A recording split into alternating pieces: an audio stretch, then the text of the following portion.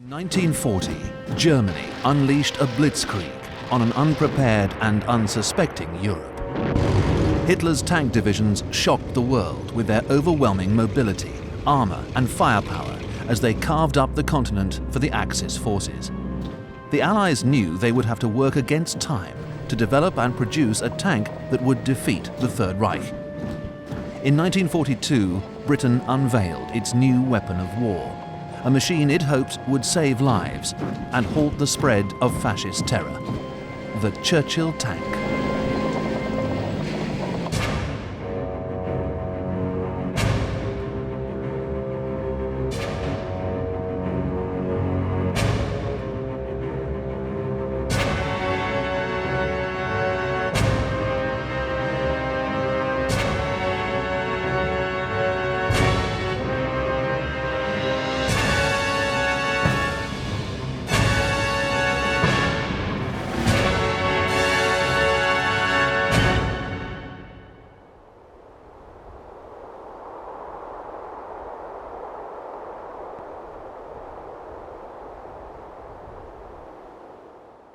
By 1916, the First World War was entering its second, terrible, blood-soaked year.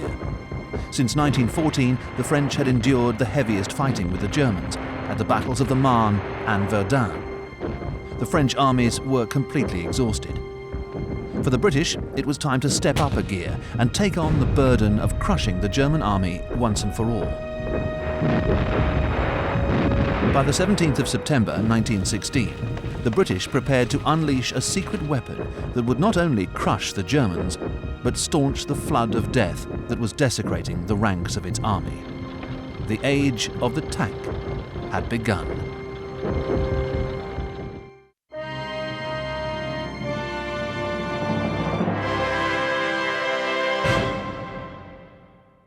The British invented the tank, and by 1917 they were very good at its use. Now initially, when it first comes in 1916, it's very primitive, there aren't enough of them, it's mechanically unreliable, but it's a start, and like all new weapon systems, it takes time for it to come to be really of much use. But by 1917 it was very good.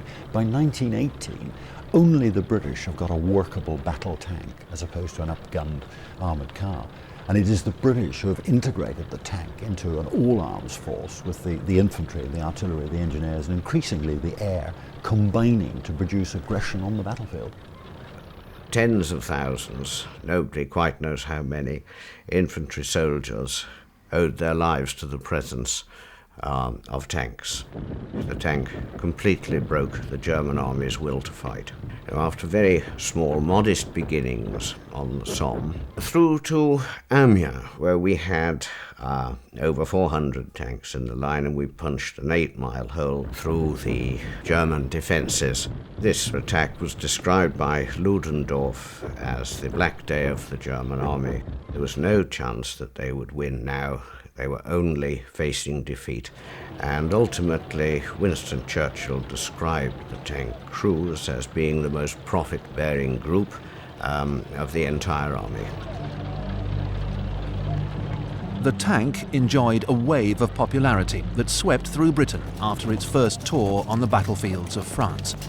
But not everyone in the army shared Churchill's enthusiasm for the tank. Many cavalry commanders thought the tank was nothing more than a very expensive fad. After the First World War, there were some officers in the British Army who believed that the tank had been almost a freak product of the Western Front during the First World War, and that nothing like that would ever be needed again. The tank wasn't a war-winning weapon, despite what the newspapers and the PR merchants said. By the end of the war, it's a very useful adjunct to the assets we already have. Not a war-winning weapon, but a very useful bit of kit. The British did better than other countries in the sense that they preserved their tank corps after the First World War ended. They developed it, they gave it quite a high status in the army. There was great debate as to what a tank was for. What was the role of the tank? Was it just something to provide intimate fire support for the infantry? If it was, it didn't have to move very fast. 4 miles an hour would be quite good enough because that was as fast as the infantry could move. Was it something that ought to be able to operate independently? The land cruiser, in which case it had to be able to operate rather faster, it had to be able to cross obstacles, it had to have reasonable firepower. Was it just a defensive weapon? Was it an attacking weapon? Or was it just for reconnaissance? And all these debates as to exactly what the tank was for, combined with lack of funding, all really led, I think, to the British going down a bit of a blind alley between the wars. In 1934, one of the last mechanised exercises ran by the army was basically, to put it bluntly, fixed by senior officers to make it look as though the infantry and the horse cavalry were still predominant on the battlefield, and from that point onward mobile mechanised armoured warfare took a back seat in British military thinking. The area in which you can say we excelled was in fact in the theoretical use of tanks. The sad thing is that these thoughts were adopted enthusiastically by the German army once Hitler came to power, and I'm afraid we paid sorely for the results of years of political neglect. I'm not sure that the British had a great deal of knowledge about what the Germans were doing, and I'm not sure the British were terribly interested, although they ought to have been. The Germans knew exactly what we were up to. They frequently visited England, official, formal, properly constituted visits. They came over, they looked at this armoured division, they looked at how it works, they talked to the British who were using it, they learnt a lot from it, they took those lessons back and they applied them to their own development of armoured doctrine. The tanks produced before the outbreak of the Second World War were a painful reminder of how economic cutbacks had eaten into Britain's defence budget. In 1935, the manufacturer Vickers worked with the government to thrash out a specification for an infantry tank. Vickers argued that it could build a tank for £15,000 or less. This figure was later slashed to a mere £6,000. But would the resulting cut-price tank live up to expectations?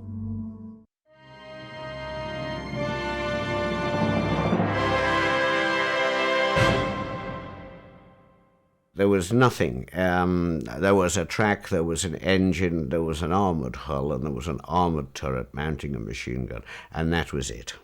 It looked like a duck, and it got its name from a cartoon duck of the period called Matilda. What was really wanted was a main battle tank that could do everything, but at the beginning of the war, and for quite some time, that isn't the British concept. So we have a whole series of infantry tanks, and the Matilda really is the one that we start the war with.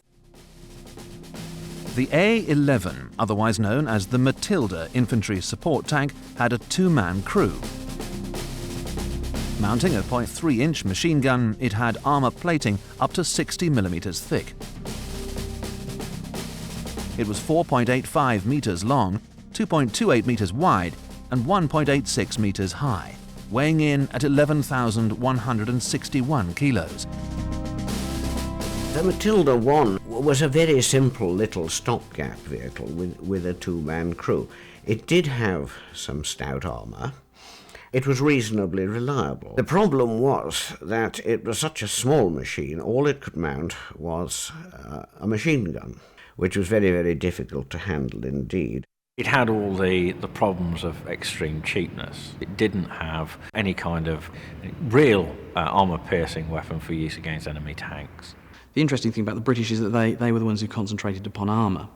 And that was indeed its principal item of note. The rest of it was extremely mediocre. It was only designed to go at walking pace. It had a Ford car engine, very underpowered, very slow motion suspension, and a very light armament. It was literally a small mobile pillbox. It has hardly got any punch at all. It is used quite a lot on the counter-attack at Arras in 1940, when in fairness it does put the wind up the Germans. Rommel almost gets killed by one of them. In fact, his ADC is killed. Rommel thinks he's being attacked by 5 brigades. In fact, he's being attacked by 3 regiments. This counter-attack not only mauled Rommel's division, but scared off the neighbouring SS division. The Matilda caused such alarm in German headquarters that the Panzer Division's drive to the coast was delayed for 24 hours. Crucially, This delay helped to ensure the success of the Dunkirk evacuation. But really, that was the finest hour of the Matilda. It was never really very much good. It never really carried any punch.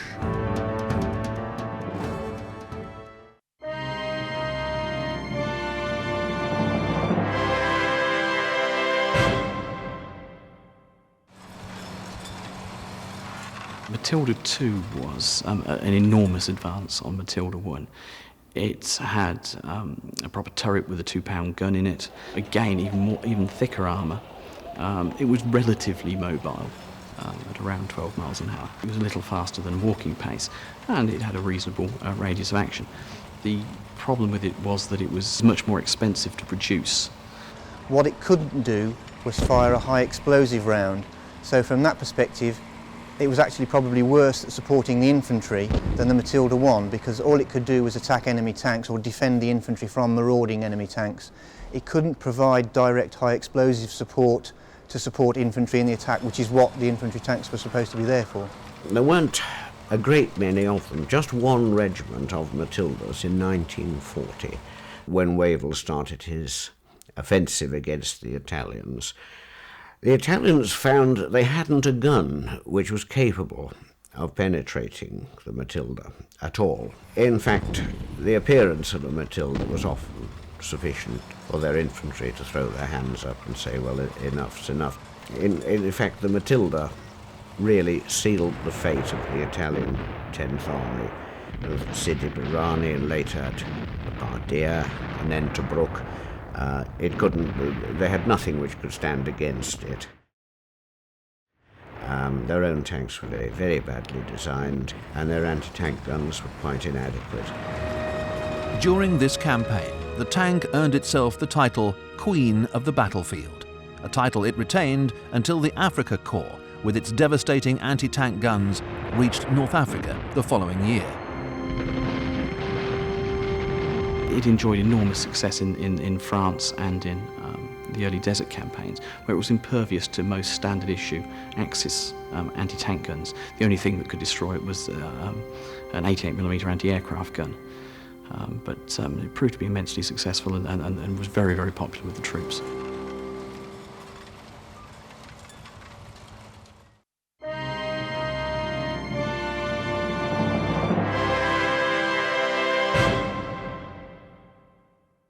The Valentine infantry support tank was certainly a step up from its predecessors. It needed a 3-man crew. It mounted a 2-pounder gun, as well as a Beza 7.92mm machine gun. Its armour was up to 65mm thick. It was powered by an AEC engine that was capable of a 90-mile range, 135 brake horsepower, and a road speed of 15 miles per hour. The War Office initially wasn't very keen on it because it didn't fit into the cruiser tank role very well. It wasn't fast enough for that, they believed. On the other hand, it didn't really fit the infantry tank role either because it wasn't as heavily armoured as they thought infantry tanks really needed to be. So it was a bit of a misfit. But they needed tanks urgently, desperately, in the early stages of the Second World War, and so it was decided to go ahead and produce this vehicle. And it's a good job that they did go ahead with it, because indeed it was one of the better British tanks of the early part of the Second World War. It got its name because the designs were submitted on St. Valentine's Day, and it used components which had been tried and tested, like the slow-motion suspension on the A9 and 10 cruisers. Also, very good heavy-duty engines. It hardly ever broke down. The Valentine, at last, we've actually got a British tank which is mechanically reliable. But at the same time, it's still an infantry tank, so it's terribly slow. And initially, it was a terribly expensive way to carry a machine gun. As the war goes on, however, it is upgunned with difficulty, because one of the problems with the Valentine was it had a very small turret. But things do get better, and we actually produce an awful lot of them. About a third of British tank production throughout the war is Valentines. It was most unusual in a desert environment to find a tank with that record of reliability. One regiment, in fact, travelled all the way from Alamein to Tunisia with the same vehicles, which is almost unique and got the nickname Monty's Foxhounds because of it. Disadvantages were that it was a rather small tank, a 2-man turret, and really it's a 3-man job inside a turret. Other than that, it was a nice little vehicle. You could tuck it into a piece of ground and hardly anybody would know you were there.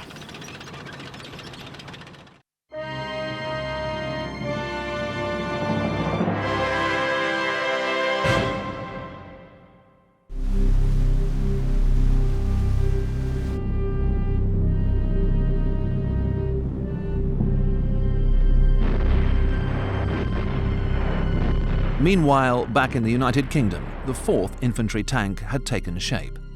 When war broke out in 1939, it was agreed that although trench warfare was a thing of the past, there would be a need for an infantry tank capable of crossing shell-torn ground and other obstacles. If the Churchill had been produced 25 years earlier, it would have been brilliant, because it was designed for the First World War.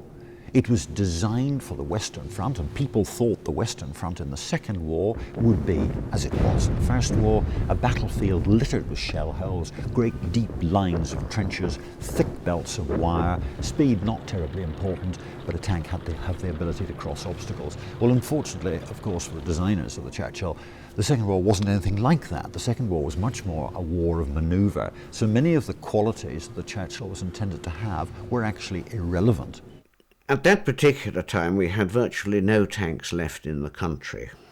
It was important, critically important, to get as many tanks into production as we possibly could. And Vauxhall were told to get it in production and issued to units within a year. Now, they did hit their target, but that left insufficient time for testing and evaluation. Churchill was an attempt to rectify the mistakes of the past. It had a 5-man crew and mounted 3 guns, a 2-pounder, a Beza 7.92mm machine gun, as well as a 3-inch howitzer. The Churchill's armour was up to 102mm thick. Its Bedford 12-cylinder engine was capable of a 90-mile range, 350 brake horsepower, and a top road speed of 15.5 miles per hour. In 1940, we desperately needed a tank. Most of the ones we had been left behind at Dunkirk. So the Churchill was rushed into production without being properly tried and tested first, and therefore inevitably there were big mechanical problems to begin with. And it was said that Mr. Churchill was very unhappy about his name being given to something that didn't work terribly well. The Churchill itself, the original specification was very much of the First World War lozenge-shaped Mark I to Mark V tanks with a very large track surface area, which is why if you look at a photograph of a Churchill, it looks quite old-fashioned, and it looks a bit like a First World War tank, especially with its large track area. When crews actually started training on the Churchill, they found they were confronted with a complete minefield of technical problems. There were engine problems, there were transmission problems, there were track problems. There was even a problem in wet weather because in their haste the manufacturers had not included internal drainage channels, so you would find water slopping round your feet. But Vauxhall had attached engineering teams to the regiments which were equipped with the Churchill, and they resolved these issues very quickly with a series of modifications. In fact, the handbook says that we know the vehicle isn't perfect, and then lists a whole string of faults. And these were put right very, very quickly, so that by the end of 1941, beginning of 1942, you had a workable tank. The crews liked the Churchill. It was much less likely to go on fire when it was hit than, for example, the Sherman. One of the main faults of the Sherman was that it brewed up if it was hit. You could escape from a Churchill very much more easily than you could from any other tank because it had 2 hatches on the side. And it was relatively easy to look after. There was quite a lot of room inside a Churchill. It was comfortable. The Churchill tank visually looked unusual in that the track and the sprockets that the track ran around stuck out from the front of the tank, which made it look like it had got horns on the front, and that's the term that it was colloquially known by. And in many designers' views, that was not really acceptable because it would restrict the vision of the driver, who was set back more into the front of the hull. However, as it was found, tanks generally were so noisy and the vision was so restricted that that little loss of extra vision didn't really make much difference on the battlefield. So overall, it didn't turn out to be too bad. Inside the tank, if you looked forward into the driving compartment, you'd see the driving position on the right with the usual controls, but instead of two steering levers with which most tanks are equipped, you'd find a tiller bar. Otherwise, the hull gunner lives on the left of the vehicle. You can see his mounting a Bisa machine gun in a ball and his gun sight there. Inside the turret itself, looking forward to the left, you're looking from the commander's position, and you will see the gunner's seat immediately in front of him with its gun controls. You'd also notice, looking at the Churchill, that it seemed an awful lot of hull for a very small turret. Before the advent of motorways and things like that, most large-scale tank movements had to take place by rail. And because of this, it was felt that a two-man turret would be the best way forward. So you'd only have the tank commander and the gunner in there, and it meant that the tank commander not only was directing where the driver should go, he was directing where, if he could see, where the enemy were to the gunner, who had to lay the gun and fire at the target. And he also had to operate all the radio equipment so he could stay in touch with all the other tanks in his unit. And if he was a commander, he had to talk to a higher command as well. And it was found to be completely impractical in actual battlefield use. The commander just became so overloaded with work tasks that it was either a choice of staying in communication with the other tanks in the unit or firing at the enemy. Pretty early on in the war, it was identified that a three-man turret at a very minimum was needed, and a lot of modification and design work went into upgrading the early model tanks to fit new turrets to them later in the war.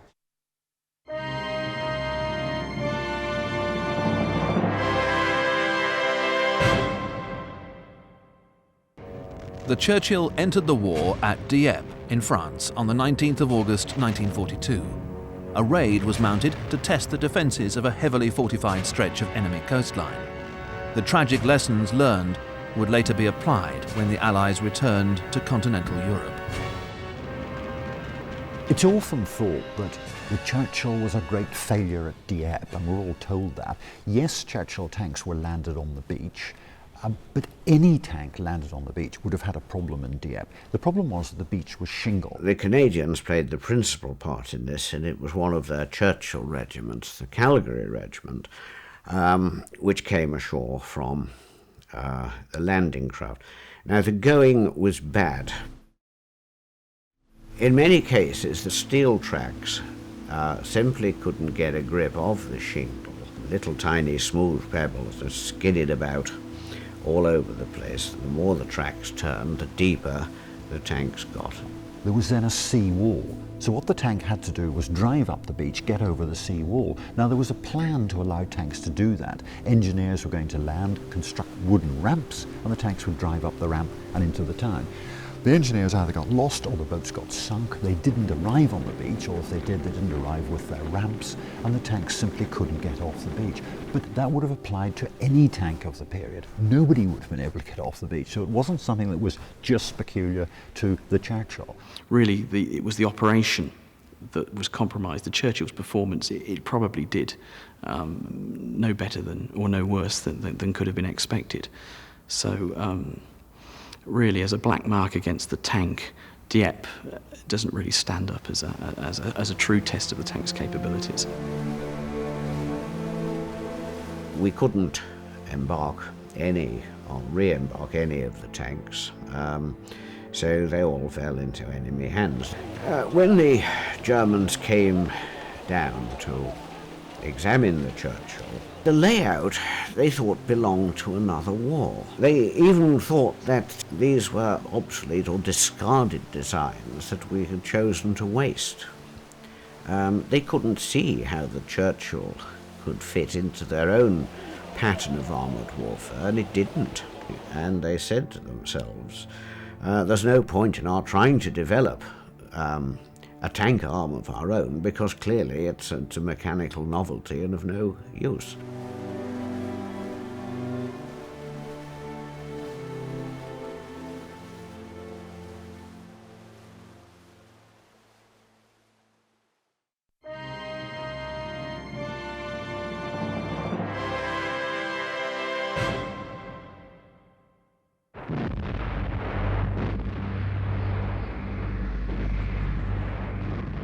After the costly failure at Dieppe, the Churchills' career seemed over before it had even begun. Instead of replacing the Churchills in service, it was decided to send a number to the North African desert. It was here that the Churchill was forced to rise to the challenge, or face the scrap heap.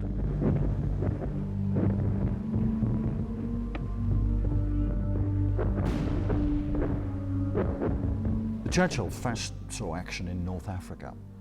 Where it really came into its own was not on the plains of Libya, but once we got into Tunisia.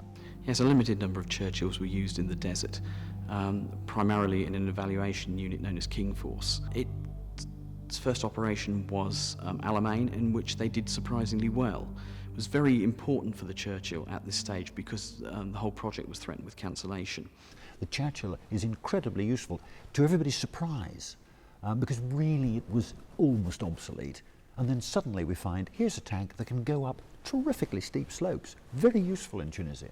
I have come across instances where a squadron commander has actually led his tanks up a slope which nobody thought anybody could climb, and actually got there. He's led them on foot, you know, and it's quite hair-raising.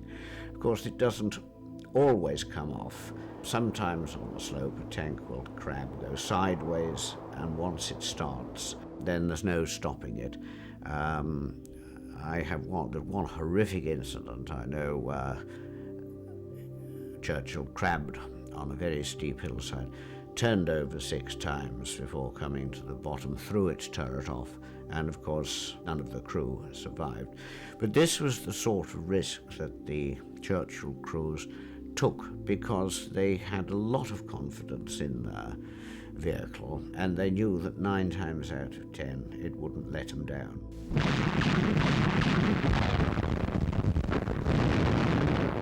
They were all very, very heavily hit by anti-tank weapons of all calibers and types of artillery, and they survived remarkably well.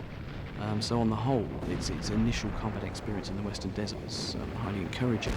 It played a very, very significant part in that the Axis defences were located surrounding the Matilda Valley, which was the gateway to Tunis. The very fact that the Churchill could climb these hills and deal with the enemy on them made it extremely significant. Once the first major hill had been taken, the writing was on the wall, and in fact you could measure the time in which it was going to take before the next hill and the one after that, and in fact you could almost predict the date that the Axis surrender would take place. So yes, the Churchill, if you like, was the key in the lock that opened the door, and after that it was a simple case of mopping up.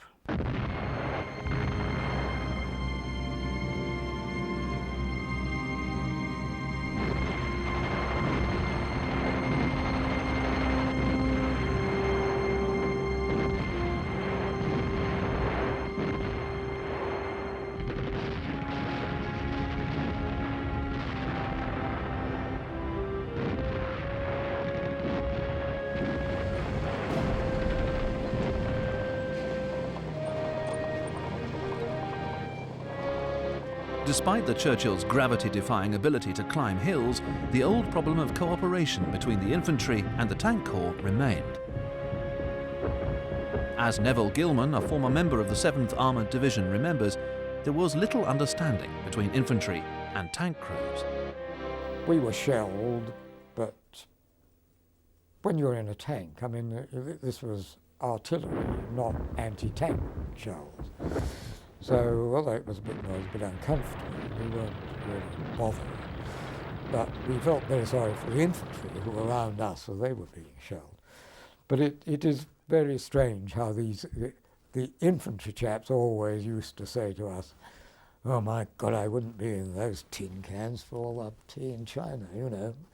And we used to say, "Oh, well, poor chaps down there, you know, we're relatively safe." The British took an awful long time to get infantry-tank cooperation working. The tanks didn't really trust the infantry didn't really trust the tanks. They didn't do enough training together. They never really got their act together until actually quite late on in the war. There were other reasons for this as well, one being communications. It was very difficult for an infantryman to actually talk to a tank commander. Not all the radios were compatible and the like.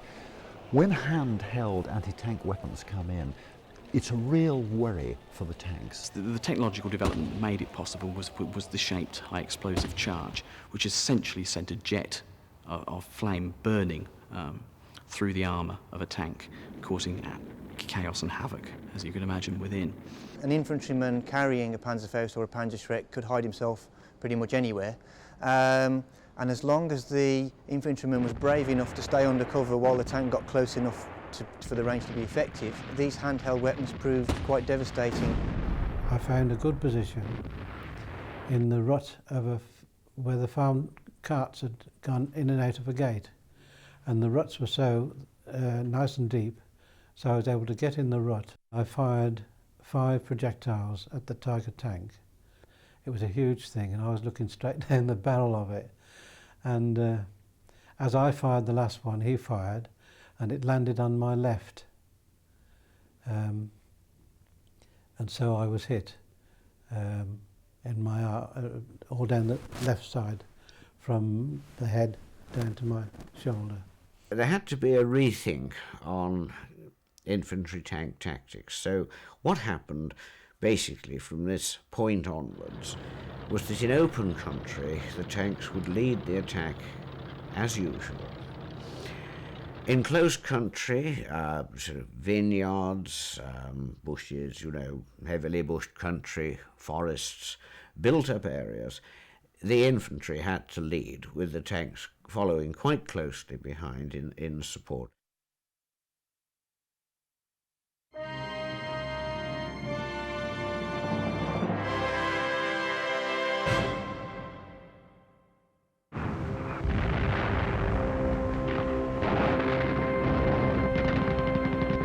As the war dragged on and as casualties mounted, it became painfully clear that specialist vehicles were needed to help combat engineers in their dangerous work. This need prompted the arrival of the Churchill AVRE.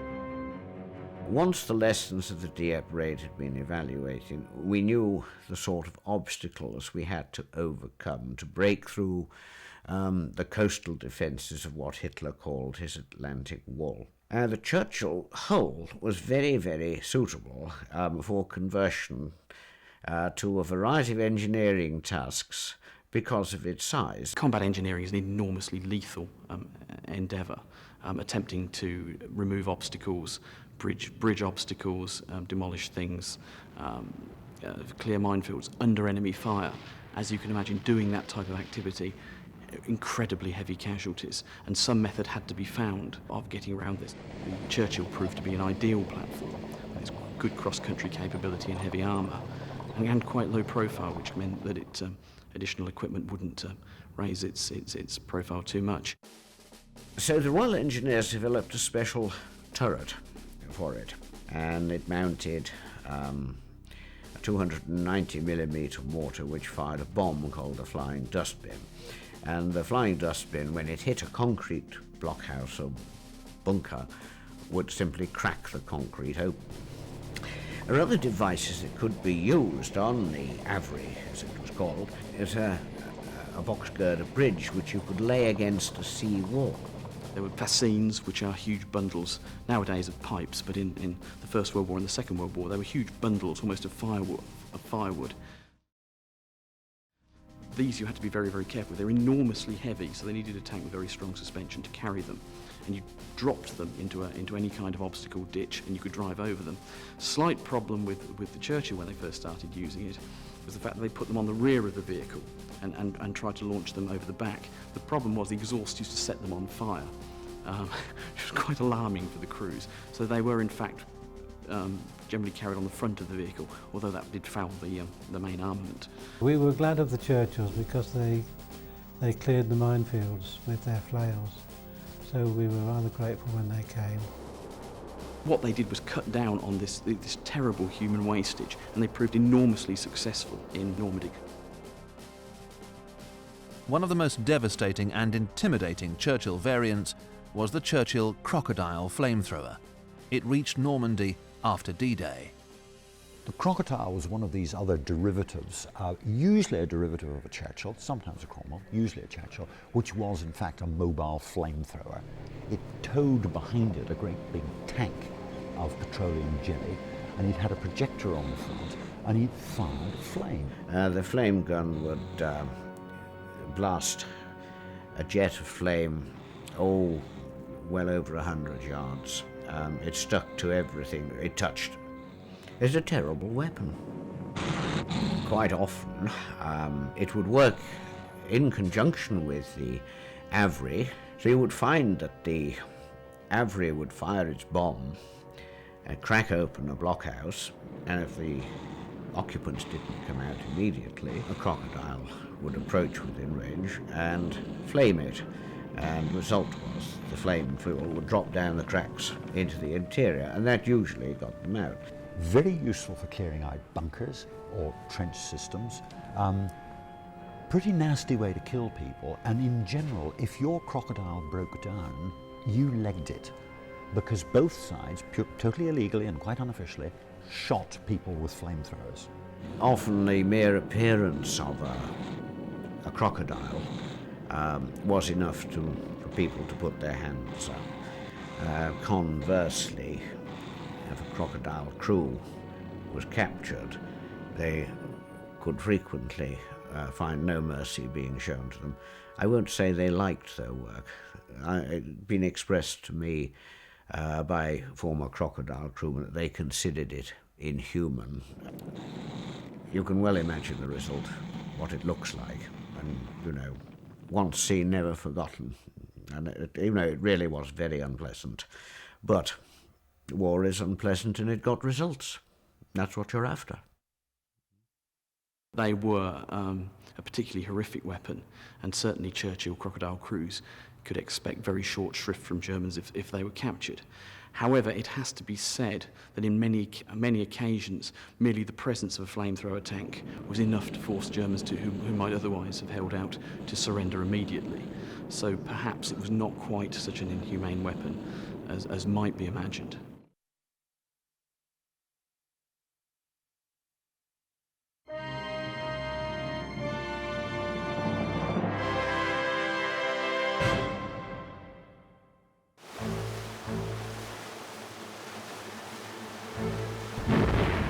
On the 6th of June 1944, the Allies mounted an amphibious invasion of the beaches of Normandy. Their plan was to draw most of the German armour onto the British and Canadian sectors to enable the Americans to break out of the beachhead. To achieve this, Churchill regiments supported a number of heavy infantry raids on enemy-held villages.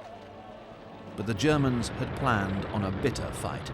Forbidden by Hitler to surrender any ground, the Germans launched furious counterattacks with Tigers, Panthers and Panzer Grenadiers. Allied soldiers were acutely aware of their appalling disadvantage. Not only were they expected to fight in terrain their tanks could barely cope with, but they had to flush out a well-entrenched enemy who had stronger tanks and anti-tank weapons. The situation was bleak. On level ground, the Churchill couldn't take on the Mark IV, never mind the Mark V Panther or the Mark VI Tiger. It simply wasn't in their league. So you didn't put them up against the Mark IV, the Panther or the Tiger if you could possibly avoid it. You used the Churchill either as its derivatives that we've talked about, flamethrowing tanks and the like, or you used them in hilly areas where they came into their own. but you didn't put them up against Tigers. The main reason why the Churchill continued in frontline service throughout the war was because of its very thick frontal armour, its survivability on the battlefield. It was the only real Allied tank, including the American tanks, that could even think about standing up to a Panther or a Tiger in a straight-on fight. It probably couldn't knock out the Panther or the Tiger, but it could at least attempt to hold the ground that it had taken while waiting for other supporting elements to come up and help it. In straight tank versus tank fighting, the Churchill had much thicker armour than anything else the Allies had, but it was still capable of being penetrated at fighting ranges by German 88mm and 75mm rounds. And there was a very famous instance when a section of Churchill's was knocked out in the space of 2 or 3 minutes by 3 or 4 German Jagdpanther tanks armed with 88mm guns. But in many respects, it had better survivability than a lot of other Allied tanks. But it still suffered from the basic problem. It had the 75mm gun at best, which was you could use against an average German tank at quite close ranges. But getting there was difficult. And in fact, in many respects, the Churchill was at a disadvantage here because it didn't have quite that high dash speed that tanks like the Cromwell and perhaps the Sherman had. All the German tanks, even the Panthers, were very quiet. You didn't hear it until somebody said, "Oh, there's one coming round the corner," you know. They were that quiet, whereas our own Churchills and Shermans kicked up such a hell of a row you could hear them a mile away. Generally speaking, it was difficult for a Churchill or any number of Churchills to oppose a set of emplaced Tigers. And quite often, I was thinking of some instances in Italy where medium artillery was the only way you could get them to shift at all. Even when the 6-pounder gun was fitted as it was to some Churchills later on, the armour penetration of that against late German tanks of World War II, such as the Tiger and the Panther, its armour-piercing capability really just wasn't good enough. They're always fighting at a disadvantage, and the crews was, really very fed up about that. They wished they could hit back on equal terms.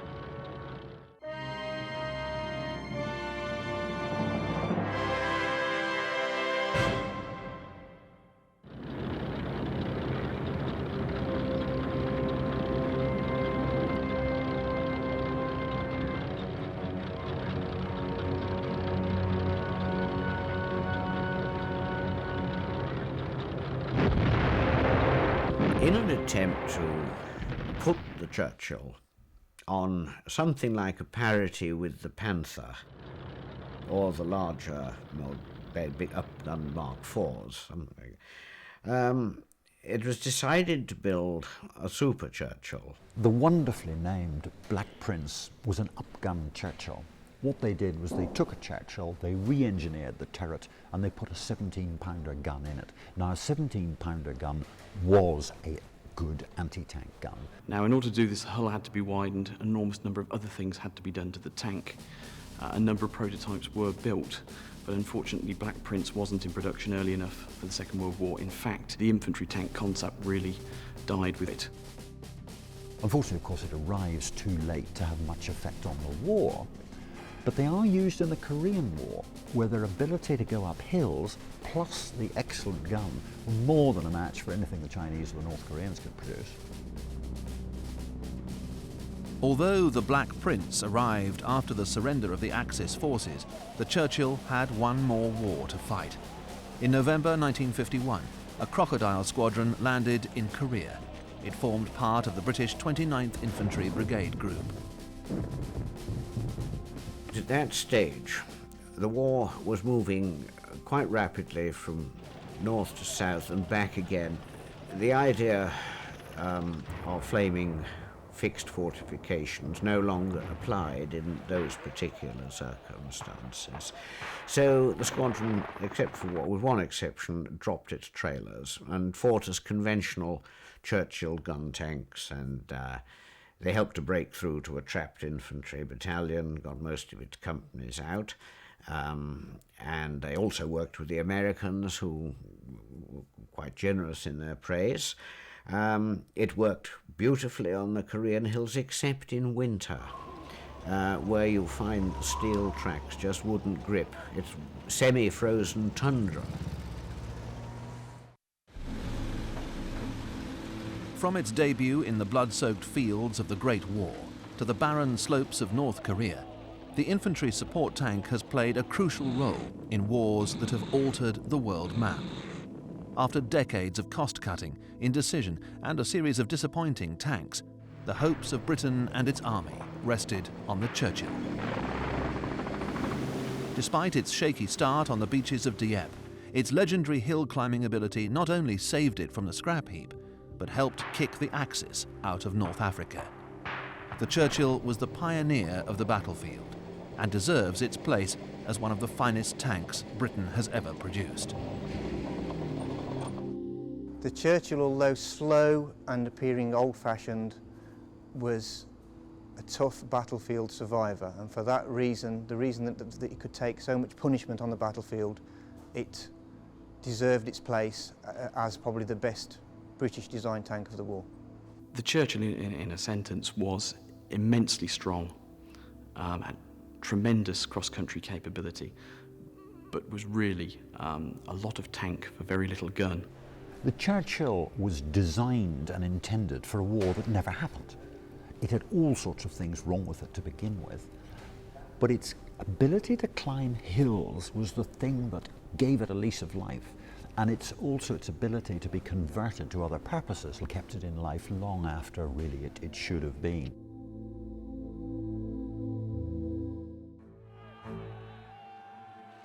In the First World War, Britain pioneered the use of an important weapon, the tank. Nothing like it had ever been seen on the battlefield before. In 1918, it helped the British armies in France to crush the Germans. By spring 1940, Germany completely turned the tables on its enemies by unleashing a merciless panzer thrust in France. Not only did this bring the nation to its knees, but it forced the British to flee the continent, leaving its tanks on the beaches at Dunkirk. This episode shows how Britain surmounted technical, tactical, and financial problems to produce a tank that could take on the most formidable weapons in the world. The Cromwell.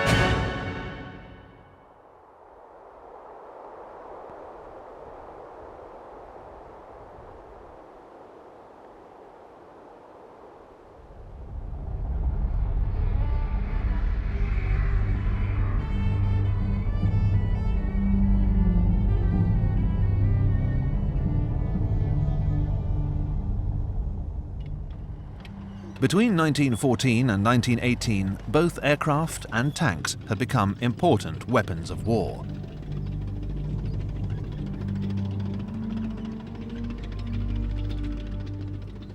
The tank was developed by the British in 1915 and was first used on the 15th of September 1916.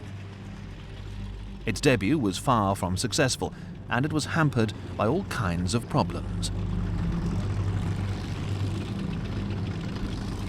The British invented the tank, and by 1917 they were very good at its use. Now initially, when it first comes in 1916, it's very primitive, there aren't enough of them, it's mechanically unreliable, but it's a start, and like all new weapon systems, it takes time for it to come to be really of much use. But by 1917 it was very good.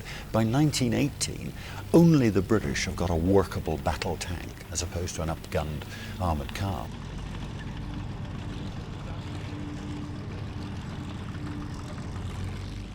Tanks in the First World War didn't have turrets, as you see on these tanks here. They had sponsons mounted on the side of the hull. This was for two purposes. Firstly, you needed the weapon mounted quite low so you could fire down into trenches as you passed over them. But also, the primary design characteristic of First World War tanks was predicated around their ability to cross trenches and large obstacles. To do this, they needed to have a thing called an unditching beam on the top. It's a large beam of wood that would go into the trench. If it got lodged in the trench, it could lever itself up. And you couldn't have a turret on the top if you were going to have that. Crews were working often in temperatures of 100 degrees Fahrenheit. It was very hot, very unpleasant. The atmosphere was laden with petrol fumes and carbon monoxide. Mechanical reliability was also a very major problem. In the early versions, the tracks quite often snapped. So there were numerous problems with these things when they were first introduced. And some of these problems were never altogether solved in the whole course of the war. By the second half of 1917, some British officers were dismissing the tank as an expensive failure. But the Battle of Cambrai on the 20th of November 1917 proved them completely wrong. The big opportunity to use the tank as the tank designers intended was at Cambrai in 1917, when a large number of tanks broke through the German lines. So without prior artillery bombardment, taking the enemy by surprise, using good ground rather than the very poor ground, and a large breakthrough happened. It was here that the inherent problem of the tank came through, that it wasn't fast enough, and the attack collapsed, though it showed the promise of the tank.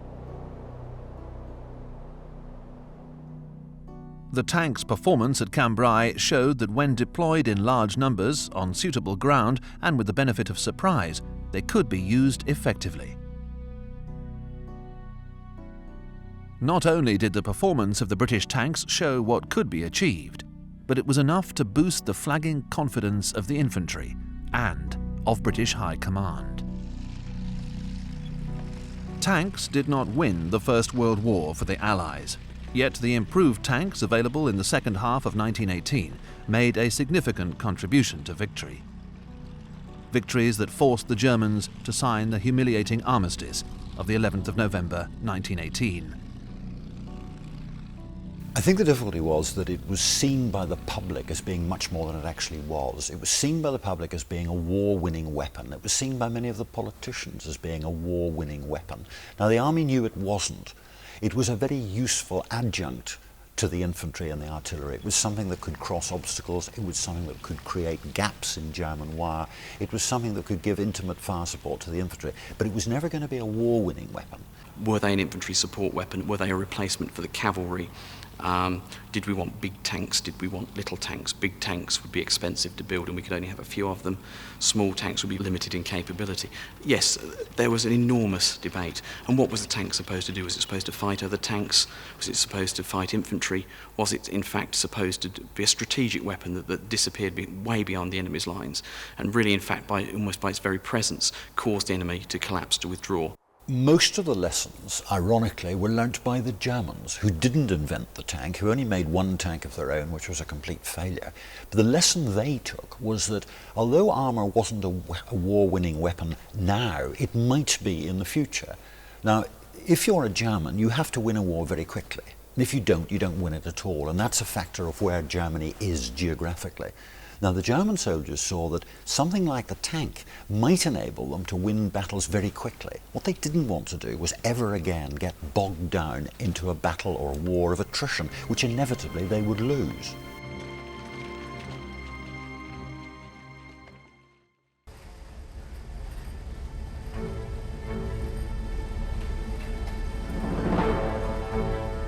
Until the early 1930s, the British were the world leaders in the development of tanks and in military ideas about their use.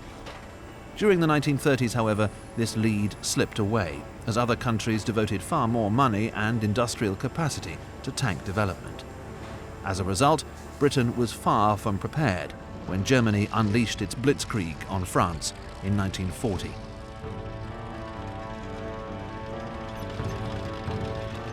The outcome was devastating. Blitzkrieg rolls through France. Actually, the British and the French between them had more tanks than the Germans, and in most cases they had better tanks. The difference was that the Germans knew how to use them and the British didn't. The development of British armoured forces and technical development of British tanks goes badly wrong in the early 30s. One of the reasons for this, the simplest reason, is that there's a massive government financial cut in 1931. These fall particularly heavily on the army. The Great Depression has a rather different impact on Germany, because what it does in Germany, of course, is to bring Adolf Hitler to power in 1933. And what then happens is that the German government gives absolutely massive priority to its army. The Germans had carried out a secret tank development program in conjunction with the Russians, strangely enough, in the Soviet Union. And that was secret, and not much was known about that outside Germany and the Soviet Union.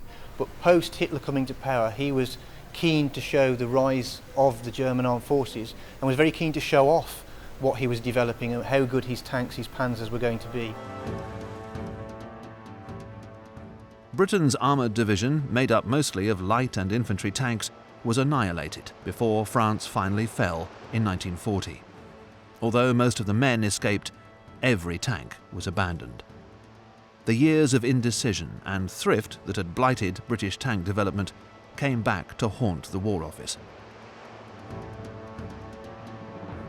Faced with the overwhelming power and flexibility of the German panzer divisions, Britain's military strategists were forced to rethink tank doctrine, training, and equipment. It was a rude awakening.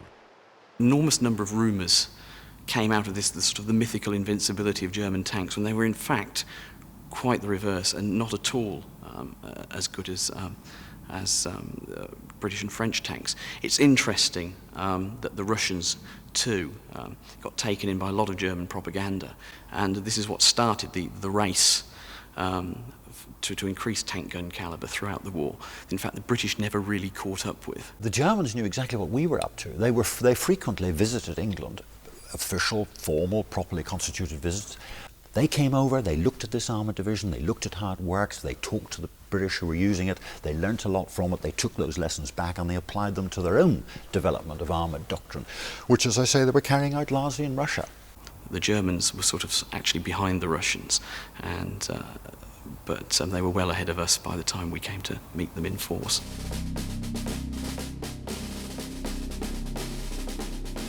By the early 1940s, tanks were being ordered straight from the drawing board into mass production. With no time for testing, cruisers were put through their paces on the battlefield, often with disastrous results.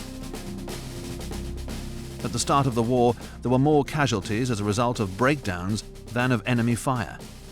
The several years it took to get from design to manufacture also meant that British tanks entered the battlefield much later than they were really needed. This time lag meant that models emerging at the start of the war were always one step behind their German counterparts. I think there was a confusion inside the army as to what exactly was required for any future mechanised warfare.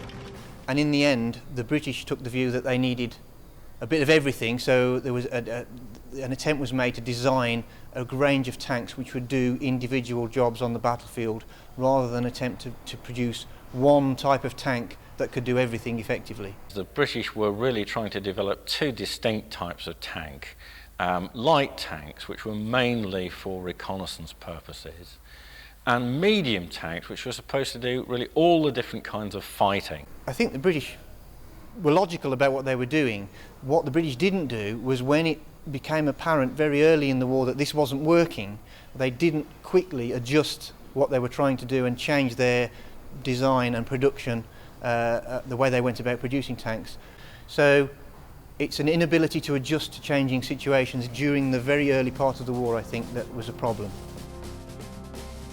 The Crusader served the British forces in the North Africa campaign until the arrival of the American Grant tanks.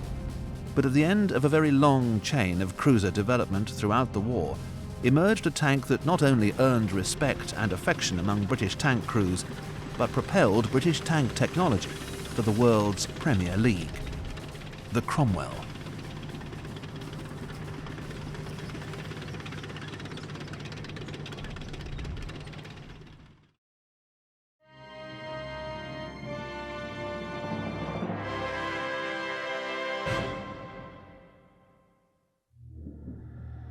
Manned by a crew of 6, the A9 started life as a medium tank, a classification that was changed to that of cruiser.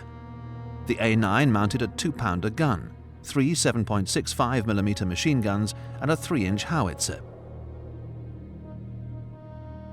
Its AEC engine was capable of a range of 150 miles, 150 brake horsepower and a top road speed of 25 miles per hour.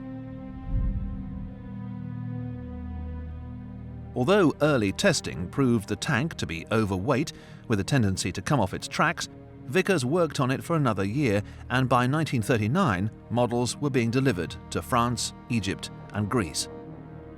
But the supply problems that had dogged the A9's development were far from over. Models were being issued without their 2-pounder guns, while those with guns were not supplied with ammunition. There were no spare parts, no tools, and few soldiers were trained to operate or maintain them. The A9 had a very confused origin. It was originally designed for a requirement in 1934 for an infantry tank, a tank to support infantry. And in many ways, this is why it had the 2 rather unwieldy machine gun turrets and the very large crew that it had. It was actually used as a cruiser. By the time we had defined what we wanted to do with tanks, we had decided that it was too large, too expensive, and a little bit too mobile for use as an infantry tank. The A9 had a very reliable suspension, and it was armed with a 2-pounder gun. It was reasonably adequate for the campaigns it fought in. It had a few limitations as a cruiser tank. The suspension was not designed for high speeds. It was a very good system, but it was a low-speed system. It wasn't sufficiently powerful. The armour on the A9 was really very thin.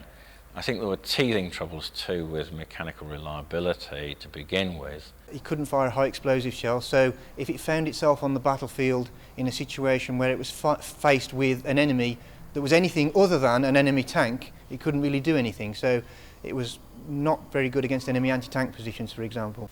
But again, we don't really know how to use them. Even if it had as good a gun as the German tanks, even if it was as reliable, until we, the British, learn how to use our tanks, how to integrate them with anti-tank guns, with infantry, with artillery, we're never going to get anywhere.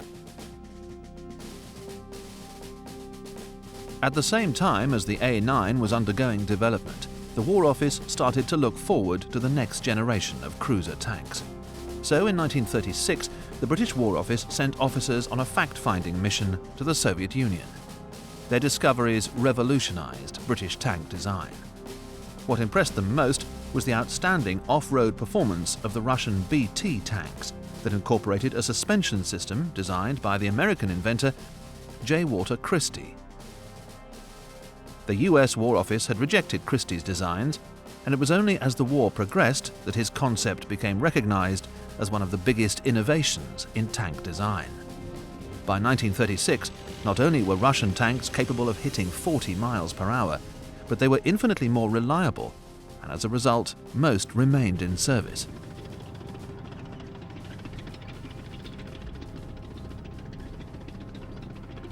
After this report, the British War Office commissioned the Nuffield Mechanisation Company, the tank-building arm of the Morris Group, to begin work on a fast cruiser tank based on the Christie suspension system.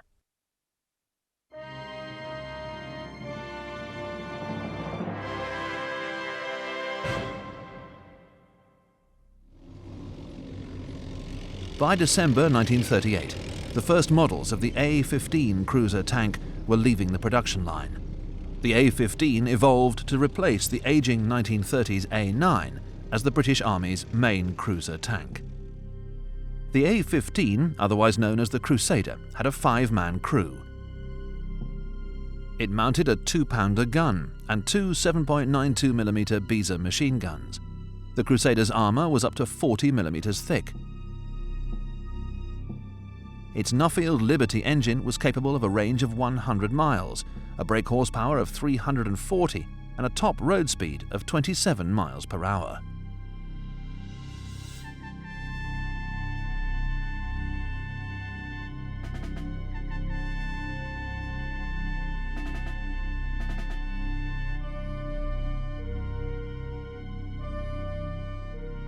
The Crusader, I believe, was probably the most handsome tank ever produced. The amount of speed that it could produce was quite phenomenal. The anti-tank gunners and the mortar crews alike found it very difficult to range on it because it did move very quickly. You'd no sooner get your sight set on a particular point than it was off, and they didn't like it. In terms of its gun-armour combination, the 2-pounder or 40mm gun which it has, in terms of its armour-piercing capability, is really quite good for 1941. By the time you get into 1942, the situation's beginning to change, and the penetrative power of the 2-pounder gun is possibly inadequate by that period. And also, you've got a problem that the 2-pounder gun doesn't fire high explosive, which you need for some purposes. The problem with the Crusader in the Western Desert is partly mechanically unreliable initially, and it takes a long time to get that sorted out. Initially, we lose more tanks to mechanical breakdown than we do to the enemy. The other problem was the gun. The 2-pounder just wasn't powerful enough to be of any use against even the German Mark III. Mark IV would bounce off. Once the Germans start bringing in Panthers and even Tigers, and they do bring 25 Tigers over to North Africa in the latter stages, well, the poor old Crusader just doesn't have a hope. The Crusader made its debut in 1941, when the campaign in the North African desert was reaching a critical phase. In September 1940, the Italian forces had steamrollered into Egypt. From December 1940, the British, Indian and Australian forces had doggedly pursued the Italian army. Their 2-pounder guns were suited to this task, and by February 1941, most Italian tanks had been knocked out.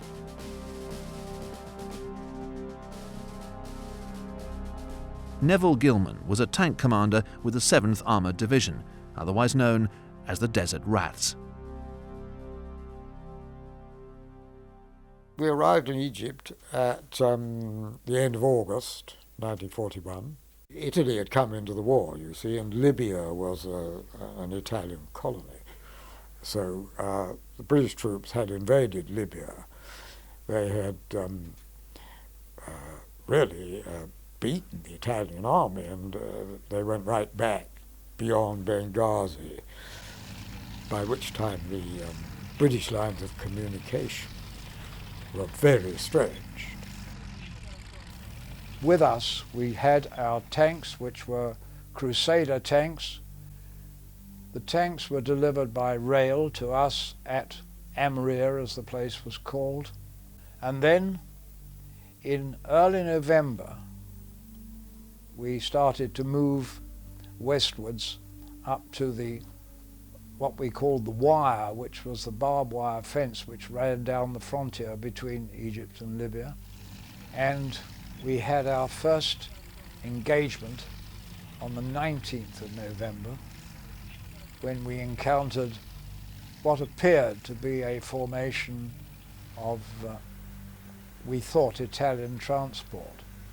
Intelligence reports had been that it was Italian lorries. In fact, the lorries were hiding anti-tank guns, and the regiment went in and made a great charge, and there was very heavy casualties. Allied tank crews were starting to put the disaster at Dunkirk down to bad luck and lack of preparation. The German answer to the Italian debacle was defiant. They sent over their tank ace, Rommel, who promptly and brilliantly drove the Allied army back to the Libyan-Egyptian border. It was a shock for the Allies. There was another crucial reason why the Germans were enjoying success. Not only were their tanks protected with thicker armour and mounted with long-barreled 50mm guns, but they had also found a new devastating use for their anti-aircraft gun, simply known as the 88. I'm sure we were hit by a German 88mm gun, which were the ones we were all terrified of, because they were converted anti-aircraft guns. And if they hit them, they just blew the tanks to pieces. I mean, they're enormous things, colossal muzzle velocity and whatnot. And the Germans, being very thorough, efficient people, they decided to convert anti-aircraft and turn them into anti-tank guns, which they used to enormous effect. One always hoped, and the vast majority of cases, you did bail out. I bailed out 3 times and got away with it. We had a sergeant who bailed out of 15 tanks and got away with it. The unlucky ones were the ones who were wounded and couldn't get out when the tank burned. That was the worst scenario of all. And of course you always had this at the back of your mind. The problem for the Allies was not the speed with which their own tanks were being rushed into service, or the show of steel displayed by the Axis forces. The Germans simply knew how to use their tanks, to devastating effect.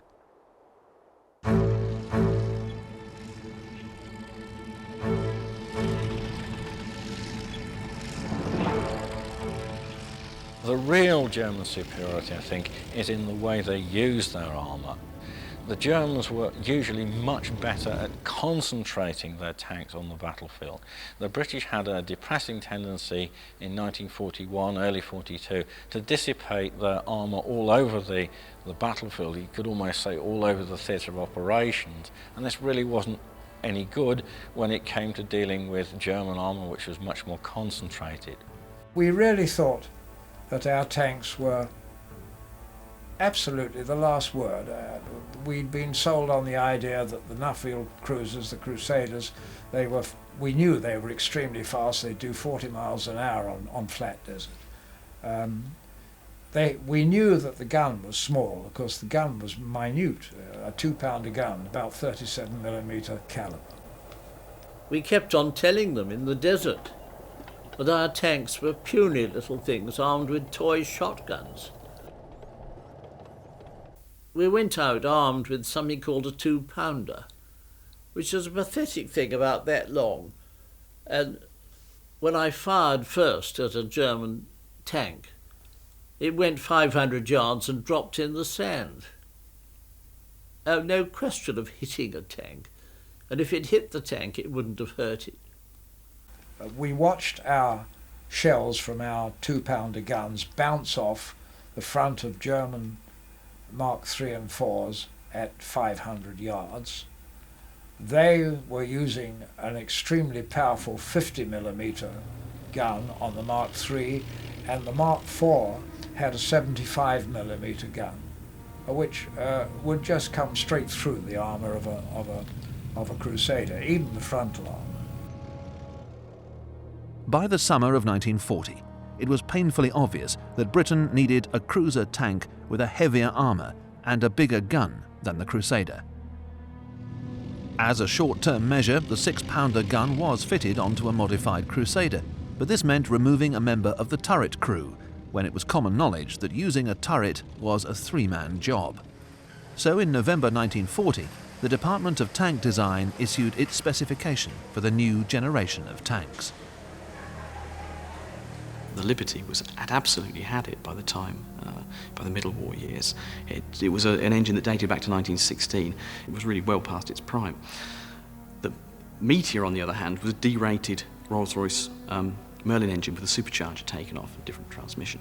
But that was an engine that had been rated for 1,200 horsepower. It was well proved. It was a wonderfully reliable engine. And it did prove to be a fantastic tank engine. It was used in British tanks up until the late 1960s. One of the problems of British tank design during this period, and funnily enough, it's a problem that reoccurs in the 70s and the 80s of British tank design, is we tend to underpower our tanks.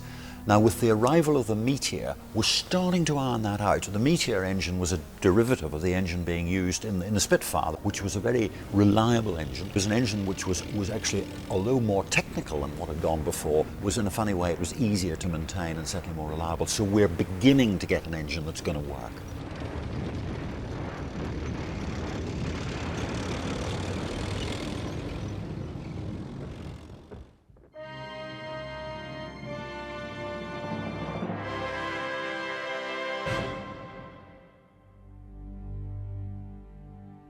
The cruiser Mark VII, better known as the Cavalier, had a 5-man crew. It mounted a 6-pounder gun with 2 Beezer machine guns. Its armour was up to 76 millimeters thick. Its Nuffield Liberty engine gave it a range of 165 miles, 410 brake horsepower, and a top road speed of 24 miles per hour. The Cavalier was never used in battle as a gun tank, as faster and more reliable Cromwells had become available by 1944. But it did see service as an observational tank and was used in this capacity by the Royal Artillery in northwest Europe. The Cavalier was a natural attempt to improve upon the Crusader. It was meant to be better armoured and contained the potential for mounting a larger gun. The problem really was that you're still using the Liberty engine. And if you're up armouring and you've changed the whole design to a slightly larger one, then you're giving the engine several more tons weight to cope with. By mid-1943, British General Staff had changed its policy on tank armaments. Experience in North Africa told that following a breakthrough, the real targets were anti-tank guns and dug-in infantry. So rather than the usual armour-piercing gun, what was really needed was a tank that could fire a decent high-explosive shell against these softer targets. Not only were the subsequent Cromwell Marks fitted with this new lethal 75mm gun, but the existing Cromwells in service were withdrawn and their 6-pounder guns replaced.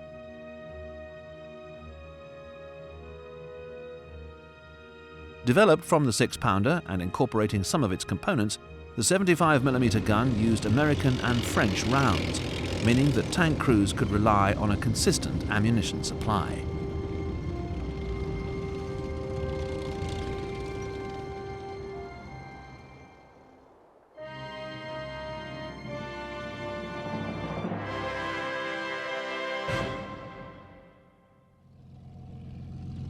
The second heavy cruiser tank to succeed the Crusader was, like its predecessor, called the Cromwell II. This name was changed to the Centaur. Centaur's main difference from the other Cromwell variants was simply the Liberty engine. It was quite as simple as that. It was originally intended to have the Meteor, but unfortunately Meteor production didn't keep up with tank production. But it was entirely interchangeable. It was designed to be interchangeable, and it had the advantage over the Cavalier that it had the efficient cooling system. It did serve in the Royal Marines support group on D-Day. They did advance inland quite a long way, acting as supplementary artillery.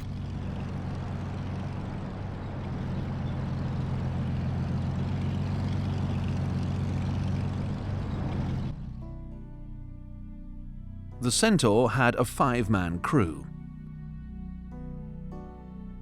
It mounted a 6-pounder gun with either 1 or 2 Beezer machine guns. Its armour was up to 76mm thick. Its Nuffield Liberty engine was capable of a 160-mile range, a brake horsepower of 395, and a top road speed of 27 miles per hour. Had Britain finally developed a tank that could realistically take on the German Panzer Division? She had, but not in nearly sufficient numbers to have a chance of threatening the might of the German armoured force. So in May 1943, production of the Cromwell was transferred to Leyland Motors.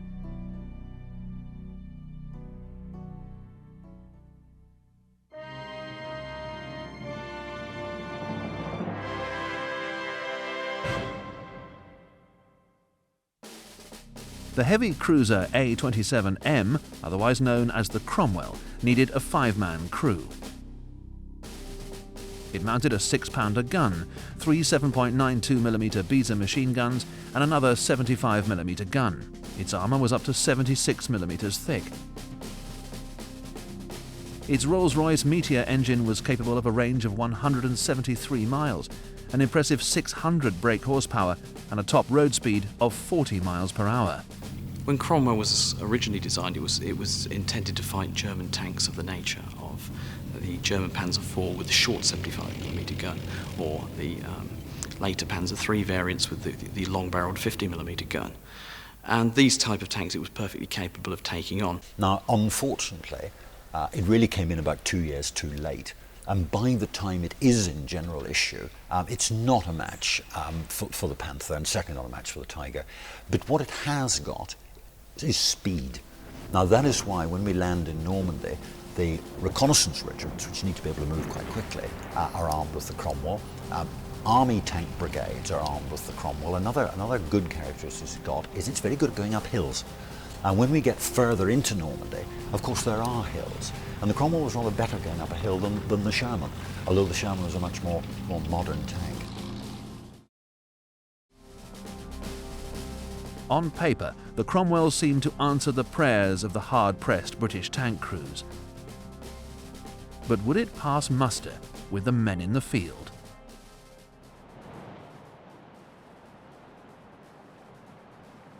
There are descriptions of Cromwell crews being briefed immediately before Normandy as they came home from North Africa, 7th Armoured Division, and were equipped with the new Cromwells. They had a lot of hope that they were finally going to get something very good.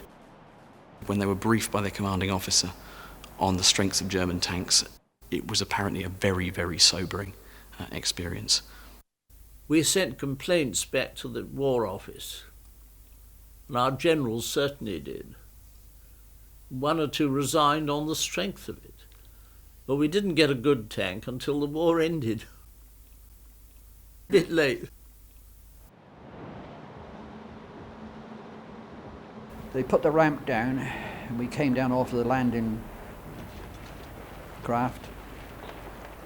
And of course, there was bodies everywhere on the beach.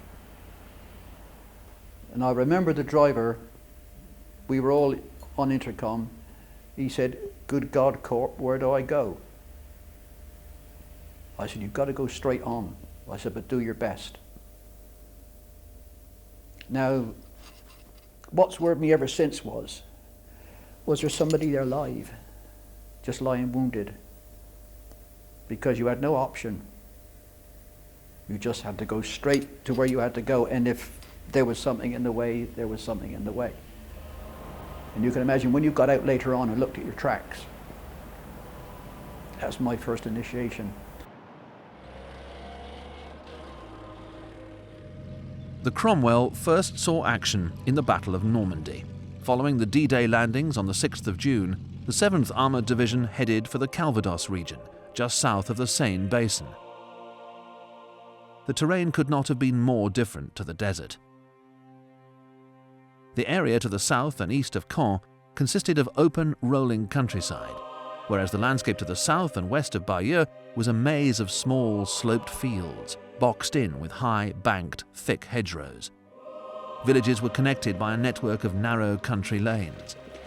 For a tank that relied on speed and maneuverability, the Normandy campaign now presented a grim prospect for the Allied tank crews.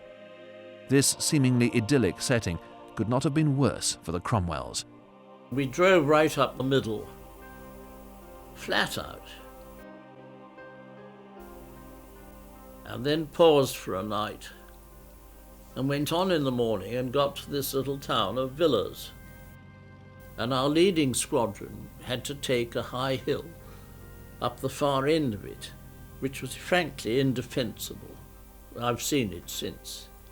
There was no cover, no woodland, no bushes, no scrub. And then the trouble started. An entire British armoured division is brought to a halt and forced to withdraw by one understrength company commanded by a lieutenant. Even the stupidest, most newly joined second lieutenant does not send a column of armour up a single road onto a high ridge with trees either side. You are asking for trouble. Tanks are useless in close country. They can't see, they can't manoeuvre. What the commanding officer of the Command of London Yeomanry should have done was to dismount his infantry at the bottom of the ridge, clear either side of the road and then sent up his armour. Had he done that, they would have found Lieutenant Whitman and his Tiger tanks hiding there, rubbing their hands metaphorically and thinking that all their birthdays had come at once, which of course it had. I'd pulled back into somebody's farmyard, and then I suddenly saw a bloody great German Tiger tank passing slowly across in front of me. But I'd let my gunner get out to spend a penny, so he couldn't have shot, and I wouldn't have helped if I had. So I put my wireless operator in the gunner's place, got him to load the gun, and decided to chase the Tiger, because the only way to get him with our feeble tanks was to hit him in the rear. So I said to the driver down the intercom, "Follow that tank," and he did. Trouble was, we followed him a bit down this main street, and the bloody man had met one of our other tanks down the other end of the street and had turned round. So we met each other facing at about 400 yards, which was for me murder. So I got in 2 shots because I knew he was there, but they just bounced off the front of his tank. He then had a shot and it didn't bounce off. And when you got hit, you had exactly 12 seconds to get out the turret, because until you got out, the driver could get out front, but those in the turret couldn't get out until you did. And so you used to put your foot on the top like that and just throw yourself out and roll and hope that you were only going to hit the ground. My gunner was killed. The other man in front was killed jumping out. Driver got out, he was safe, and I was blown out the top, and I'd been wounded in the face, I didn't know it. And so I ran across the street. I grabbed the wireless, and I was able to tell the rest of the regiment what was going on. An entire British armoured division is brought to a halt and forced to withdraw by one understrength company commanded by a lieutenant. Both British brigadiers were sacked. The divisional commander, Bobby Erskine, is sacked shortly afterwards, and eventually, during Operation Bluecoat, the corps commander, Bucknell, is sacked, which is not bad if you're a lieutenant. Although the Cromwells were helped by their close support 95mm howitzer counterparts, they relied on speed to get out of trouble. A 17-pounder gun was developed, which it was assumed would solve all of the Cromwell's problems. There was a problem fitting the 17-pounder gun into British tanks. The very big, heavy weapon, and the turrets of earlier British tanks were not really designed to cope with it. It was difficult to, in fact, it turned out to be impossible to fit an adequate turret on the Cromwell tank. Attempts to up-gun the Cromwell to carry a 17-pounder failed miserably, and by late 1943 there was an acute need for a fast cruiser with decent protection and a gun capable of taking out the later German tanks. The first priority for this task was finding and deciding upon a suitable gun that could be mounted onto a Cromwell easily and quickly. This new tank would be built using as many Cromwell components as possible. Eventually, Vickers-Armstrong came up with a design for a lighter and more compact version of the 17-pounder.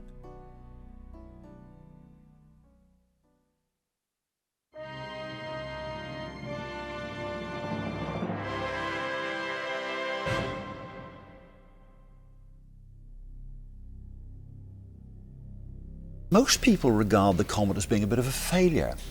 I'm not sure it was. The Comet was never really given a chance. It comes in right at the end of the war. It never really sees very much action. It's then in issue with some units after the war, and it ends up being used as a tank target on a range because it's got quite a lot of armour. So it's a tank that was never really given a chance. It took a while to get the Comet going, principally because British production efforts were aimed at D-Day. They were aimed at getting a maximum number of tanks into service, re-equipping all the units by the spring, early summer of 1944. So in many respects, anything that was going to come in either at the wrong moment in timing had to be held back slightly to ensure the success of the D-Day landings. So Comet didn't really come into service until the end of 1944, the beginning of 1945. It proved to be a very, very successful tank, but was a little bit too late to have a major impact on the Second World War. Although the Comet was only rarely intended to be an upgunned Cromwell, by early 1944 it became clear that over half of the tank would have to be redesigned. This finding was a setback. The Comet didn't reach units until Christmas 1944. The Comet was a redesigned Cromwell, larger hull, similar suspension, larger turret, mounting the 77mm gun, which is a version of the 17-pounder gun. This, in fact, placed it on a parity with the German Panther, and probably slightly above parity with the Panzer, long-barreled Panzer IVs. In January and across 1945, the campaign leading up to the Rhine Cross, and beyond the Rhine, the Comet really tore away into the distance, and there wasn't an awful lot left to stop it, to be fair. It soldiered on until well into the 50s. By 1945, Britain had finally produced a tank that propelled it to the cutting edge of cruiser design. After more than a decade of cutbacks and indecision that had blighted tank development since its heyday in the 1920s, Britain eventually produced a cruiser that earned respect. The Cromwell was an adequate battle tank in all departments, but was not outstanding in any, and it really appeared too late in the war to have a significant effect on its outcome. Its main weakness was the gun. In all other respects, it was quite a good tank. The armour could have been a bit thicker, but it was a good average for its day. When you look at the Comet was a very good tank, and had we had the Comet slightly earlier, perhaps things might have been a bit different. A high proportion of the British tanks knocked out in the closing stages of the Second World War, 1944, 1945, were not knocked out by German tanks. They were knocked out by anti-tank guns. However, that was no comfort if you happened to run into a German Tiger tank when you were in something like a Cromwell or a Sherman. The Tiger tank definitely, in terms of its gun armour combination, had a major advantage over you. Had it come in 2 years previously, then it might have made a real difference. As it was, by the time it does come in, the Germans have moved on several steps. That said, it is reliable, it's very good at going up hills, it's fast, and it was really its speed that kept it out of trouble, rather than its protection or its gun.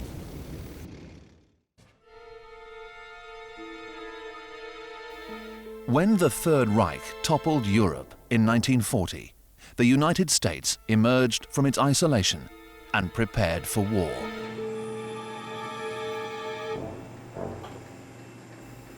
From having a few hundred tanks in 1939, America's vast car industry became a tank production line overnight.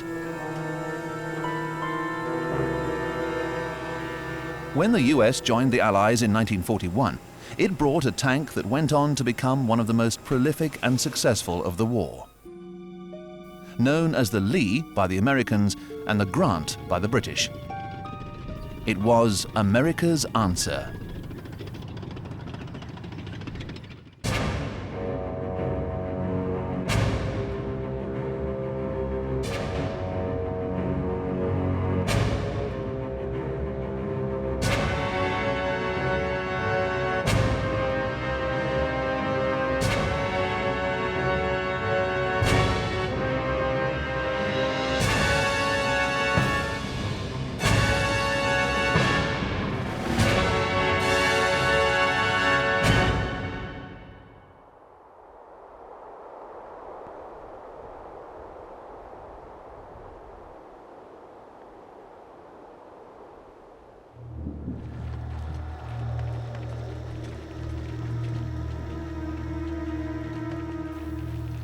For some years after the First World War, the men leading the US Army firmly believed that the tank's only purpose was to support the infantry. This strong belief eventually became the 1920 National Defense Act, under which the existing tank corps was split up and placed under the command of the Chief of Infantry. At the same time, the cavalry started a program of mechanization, and to avoid opposing the act, it was forced to refer to the tanks it bought as combat cars. Any piece of equipment develops according to experience, and the experience that the Americans took back from the First World War was that tanks were purely for supporting infantry. So all their efforts and all their thinking go into the tank as an infantry support weapon. They carry that to its, I suppose, logical, although I prefer to say illogical conclusion, in that they disband the tank corps altogether. Well, that was part of a broader American military tradition of, raising armies to fight in wartime and then having them demobilise very rapidly at the end of the war. And you would see that at the end of the American Civil War, and precisely the same thing happens at the end of the Great War. The Americans could not envisage taking part in another major European war. They could only envisage perhaps a border war with Mexico or some kind of warfare in the Pacific, in the Philippines. So really all they wanted were infantry support vehicles. But even in the 30s, they are still thinking in terms of the tank as an infantry support weapon and not as anything else. Many middle-ranking army officers, including George Patton and Dwight Eisenhower, believed that the tank had other uses besides supporting the infantry. But their ideas were far too radical for the US Army, so Patton and Eisenhower had to keep their views to themselves or risk damaging their careers.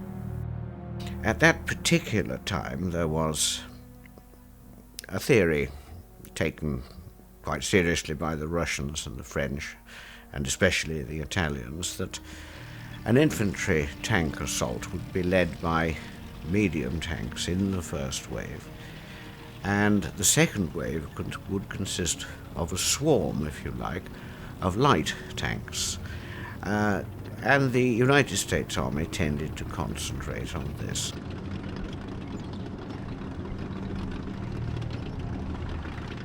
The Secretary of War in 1927 goes to actually visit the United Kingdom and sees some of the early British tank manoeuvres and comes back and says, gosh, we ought to do something. And people like Sereno Brett and of course also Douglas MacArthur are well aware of the kind of limitations of the American military. MacArthur becomes Chief of Staff in 1931 and serves until 1936. But again, he's very much constrained by the kind of budgetary constraints that America's under. And remember, this is also the Depression.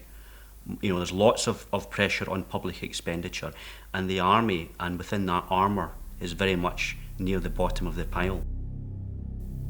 As America wrestled with the Great Depression during the 1920s and 30s, defense spending was drastically reduced. Although exercises were held to look at the tactical effects of mechanization, the troops involved were dispersed afterwards. By 1940, the US had fewer than 400 tanks, the majority of which were light tanks left over from the First World War. And the reason that most American tanks were very light was so that they could be carried by American railways and so they could get across all American bridges. And if they took it abroad, so to get across American engineer bridging equipment, which could carry about 15 tons. This started to change with the Spanish Civil War. The Americans examined the Spanish Civil War and began to realise that the light tanks that they'd concentrated on and were really machine gun armed and not really suitable for modern warfare. So they began to think about a gun armed tank. They still had to have a weight limit, they still had to have a fairly small tank, but a gun armed tank nonetheless. And these started to emerge in the late 1930s. But in 1940, events forced the US Army to completely change its tank policy. The German blitzkrieg against Poland and France showed the world that tanks were not only lethal in an infantry support role, but could stun opposing forces into submission when used in formation. 1940 is a real sea change for the Americans because nobody had expected France to fall in a matter of 6 weeks. France was regarded as being one of the great powers, and for France to fall so rapidly to the Germans was really an astonishing victory, and the Americans were deeply shocked by that. It preempted a whole raft of measures, including a big increase in the defence budget, a mobilisation of reserves, and a kind of sense of national concern that America may not get involved in this war in Europe, but America needed to be prepared. In reaction to this turn of events, the M2 tank was put into immediate production. The chassis, engine and suspension of the M2 provided the basis for the M3 and M4 tanks that followed. The M2 had a 6-man crew. It mounted a 37mm M6 gun as well as 8 Browning machine guns. Its armour was up to 32mm thick. Its right supercharged engine could reach a range of 130 miles, a brake horsepower of 400 and a top road speed of 26 miles per hour. It was a reliable machine, bristled with machine guns, some of which pointed backwards, a very dangerous practice, but nevertheless. And it ran on a very robust suspension, had a very big hull. It was suitable for mass production. In fact, it didn't go into mass production because after the German invasion of Poland and later France, it was clearly outclassed. The M2 was important in that it was a very useful stopgap for training, and that's all it was for. It never got as far as the battlefield. It was undergunned, it was under-armoured, but at least it got people thinking along the right lines, and at least it allowed them to train with some sort of armour. By 1940, it was obvious that American tanks would need a 75mm gun in a traversing turret to even stand a chance of taking on the Panzers III and IV. Although a tank was being developed that would solve this problem, it would be some time before it was ready for mass production. So the US Army had little choice but to produce a tank based on the M2. Because it was impossible to mount a 75mm gun in the M2's small top turret, the turret was moved to a position over the left sponson and a commander's cupola was added. The right sponson was then enlarged to accommodate a 75mm gun with limited traverse. Named after the Confederate General Robert E. Lee, the M3 had a 7-man crew. In addition to its 75mm gun, the M3 also mounted a 37mm gun as well as 4 machine guns. Its armour was up to 37mm thick. Its right radial engine gave it a 340 brake horsepower, a range of 120 miles, and a top road speed of 26 miles per hour. In many respects, the Lee tank came into being to make use of existing facilities and to make use of existing components. It was an adaptation of the M2. It used the automotive components of the M2, and in many ways it was restricted by the design of the M2. It would have proven far too difficult to design the large turret and large turret ring to fit the 75mm gun in, and they needed the tanks quite urgently. So a compromise design was made using parts of the M2 and having the offset sponson with the 75mm gun in and still retaining the 37mm gun in the turret. A very compromised design that was very manpower intensive, but it was the best that could be done at the time. But it wasn't long before the Lee changed once again. In the immediate aftermath of the disaster at Dunkirk, Britain was desperately short of tanks. The British Tank Commission was keen to buy large numbers of the Lee, but only on the condition that the design was altered to suit British tank crew practice. Ideally, the British would have liked the Americans to build a brand new tank to British specifications. That wasn't possible, there just wasn't the time. So the British persuaded the Americans to adapt the Lee into something called the Grant. It's the same tank, but the Grant is the Lee built to certain British requirements. There were a few subtle differences between the Lee and the Grant. The Lee had a 7-man crew, whereas the Grant had a 6-man crew. Instead of the Lee's Browning machine gun in the commander's cupola, the Grant had a turret-mounted smoke discharger instead. This is a tank which is well received generally by its crews, and I think particularly in the Western Desert when it arrived. I mean, under Lend-Lease, we have a lot of tanks which are sent out to support the British in the Western Desert. And it's definitely a tank which is well received by its crews, because the tanks up to that point they'd had in the Western Desert, many of them had been, either undergunned, initially, mounting something like a 2-pounder weapon, which was totally ineffective really against the Germans, or they had tanks that were quite good but were prone to mechanical failures and breakdown. It was roomy. You could stow a great deal inside a Lee or a Grant.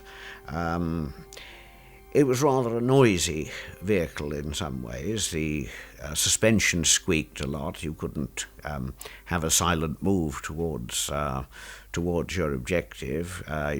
Noise gave you away from miles away. It was hot, of course. When both guns were in action, the interior tended to fog up, and at the first possible opportunity you had to open one of the sponson doors and throw out all the empty cases, otherwise the air just wasn't breathable.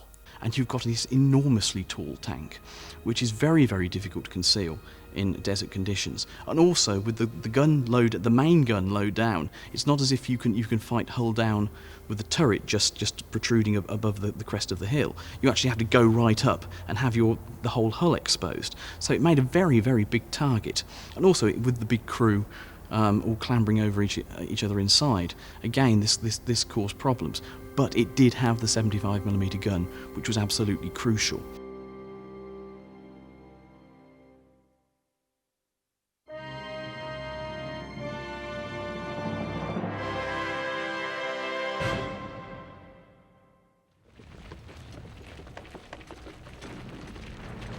The North African campaign begins with the Italians invading from their colony of Libya into British Egypt.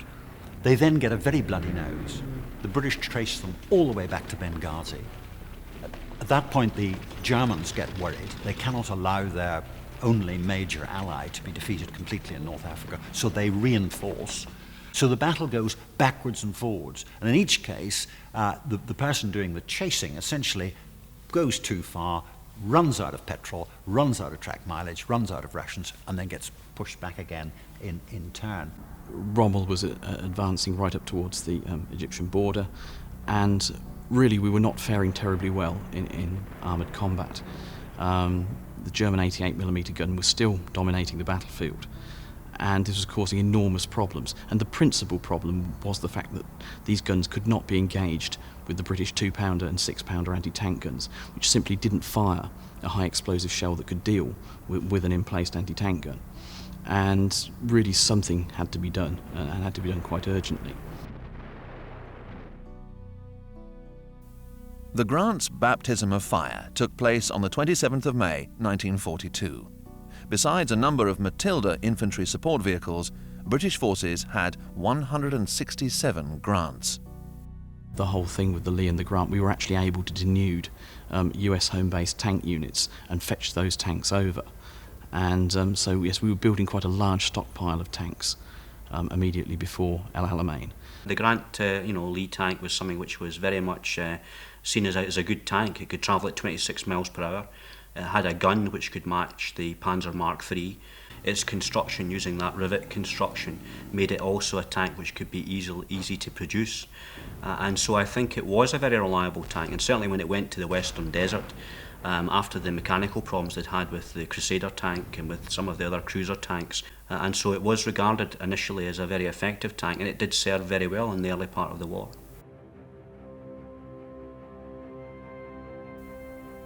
The British 8th Army occupied a line of defensive boxes linked by minefields running south from Gazala on the Mediterranean coast to Bir Hakeim. The Axis Army occupied parallel positions. Both armies were preparing to take the offensive, but it was the Axis who struck first. During the night of the 26th and 27th of May, two of Rommel's panzer divisions, a light division and the Italian armour division, began to swing round the southern flank of the British position at Bir Hakeim and drive northeast towards the coast. Although their progress was reported by South African armoured cars, this intelligence was not passed to the 4th Armoured Brigade.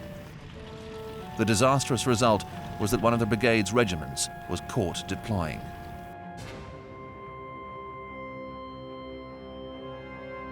All but 3 of the regiment's grants were lost, although 30 German tanks were knocked out in return. The brigade's 2 remaining regiments began slamming 75mm rounds into the enemy's tanks at a range of 1,200 meters. Shaken by the discovery, the Germans were forced to close the range to make an effective reply and suffered still further losses. Aggressive use of their anti-tank guns, however, began to sap British strength. The 4th Armoured Brigade was left with little choice but to pull back and regroup.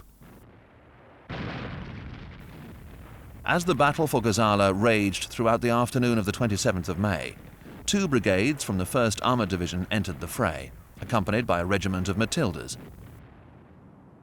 By evening, Rommel had lost a third of his tanks, and his plan was in ruins. It was a promising start for the grant. Once the British stop Panzer Army Africa, now is the time to build up and drive them out of Africa altogether, and that's what the British want to do. They cannot allow the Axis to get any closer to Egypt. So what we now have to do is build up, and then when we're ready, punch. What actually happens is that both sides build huge obstacles of minefields and wire, and they sit glowering at each other. The classic example here is really attritional warfare. El Alamein is one of the first examples of that. The plan really is to grind down your opponent's armour using your minefields and your anti-tank weapons, and only latterly using your own armour, and then allowing your own armour then to go forward on the offensive. The Allies are well aware that the extended supply lines, that the Afrika Korps and the Italians are struggling to maintain those supply lines, and of course the British are still holding out in Malta, and that's also very critical in terms of the supply issue, because the British are able to operate out of Malta and intercept convoys and cause a lot of damage in terms of Rommel getting spare parts, fuel, munitions and other things that he needs. Over the days that followed, Rommel found himself pinned back against the British minefields. At one stage, he admitted to a captured British officer that unless supplies got through, he would have to offer terms of surrender. Although the British were poised to ambush the vulnerable German army, they just couldn't concentrate the resources to do it. But the Allies paid dearly for this lost opportunity. The Italians managed to carve a path through the minefields, and supplies reached Rommel in the nick of time. When he was ready, he broke out into the open again, defeating the British armoured brigades one by one.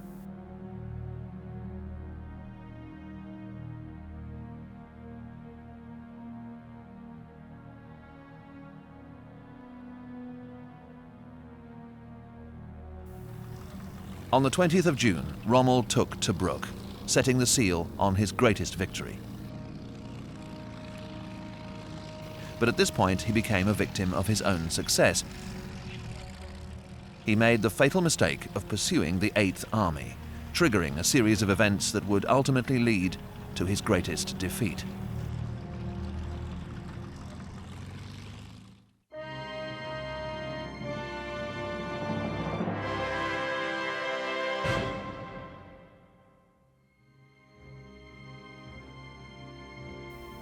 By July, the Axis army had reached the outskirts of El Alamein.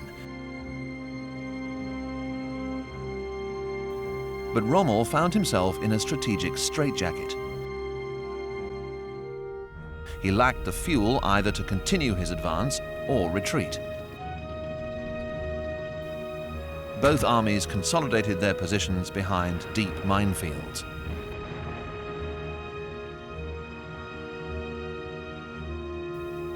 Lieutenant General Bernard Montgomery took over command and set about restoring the morale of the 8th Army. Montgomery is very important because he comes in and he's a very charismatic military leader we get these speeches where, you know, I've seen you and you've seen me and I like you and you like me, and there was all that kind of thing. And Montgomery was very good at that kind of approach, really. And in terms of him coming in, there was a definite sense, I think, that in the 8th Army that things were going to go much better. Montgomery imposed orthodoxy, concentration of everything, especially tanks and artillery. They were going to fight together. He instituted a program of training. Anybody who didn't or couldn't fit in with his methods disappeared immediately. He went round the troops. He gave not the slightest hint that Rommel couldn't be defeated. And he acted like a tonic. Also remember, Montgomery is somebody who is not a tank man per se, and so he's somebody again who believes very much in overwhelming firepower. You know, he's not going to make a move against the Germans and against the Italians until he's sure he's got overwhelming superiority. And that's precisely what he does. He waits until he's got a minimum of a 2-to-1 superiority in any particular area, whether it's air power, artillery, infantry or armour, and then he's prepared to move forward. And of course that policy was remarkably successful. He wins at El Alamein, and the Germans then go on retreat, really, and they don't stop until they get all the way back to Tunisia. But Montgomery had another problem to deal with. Until July 1942, the Grant was easily the most powerful tank in the desert. But when Rommel had 27 Panzer IVs delivered, shockwaves rippled through the Allied ranks. On paper, the Panzer IV completely outclassed the Grant. Allied crews could only guess as to how it would perform in battle.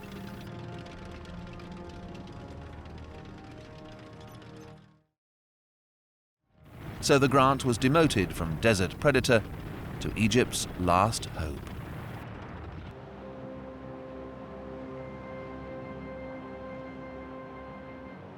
Where things start to swing in the Axis favour is with the arrival of the Mark IVs and the Mark IV Specials. Now, the Mark IV is a very good tank. It's better than anything the British have. It's actually better than the Grant.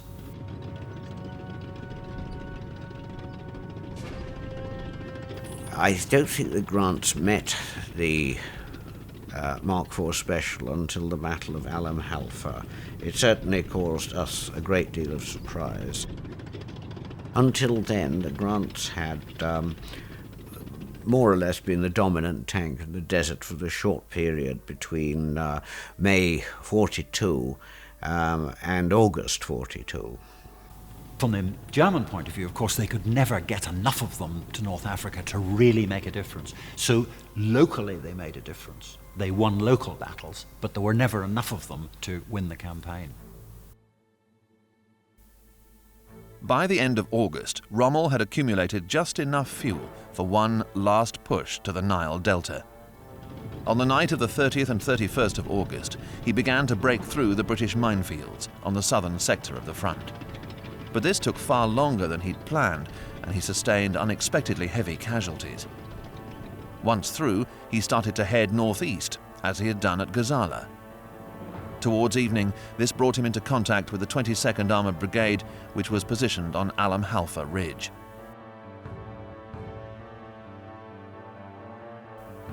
When the Germans turned east towards the position held by an infantry division, a clash became inevitable. When two tank regiments opened fire at close range, the German reaction was immediate.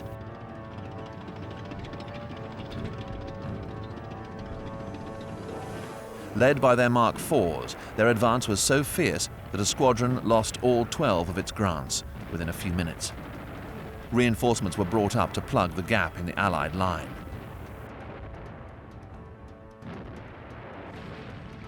Meanwhile, the enemy continued to advance through concentrated artillery fire. They ran into a carefully concealed anti-tank gun position that knocked out several tanks at 100 meters, but did not stop. At this critical moment, with little daylight left, more Allied tanks advanced, making their presence felt at once. The German forces halted, although some of their tanks tried to work round the British flank towards the artillery. The next day, Rommel tried to pass the line of British tanks, but they could not break through. Crippled by an acute lack of fuel, and after sustained aerial bombardments, Rommel was left with little choice but to order a retreat back through the minefields, leaving behind a trail of destruction.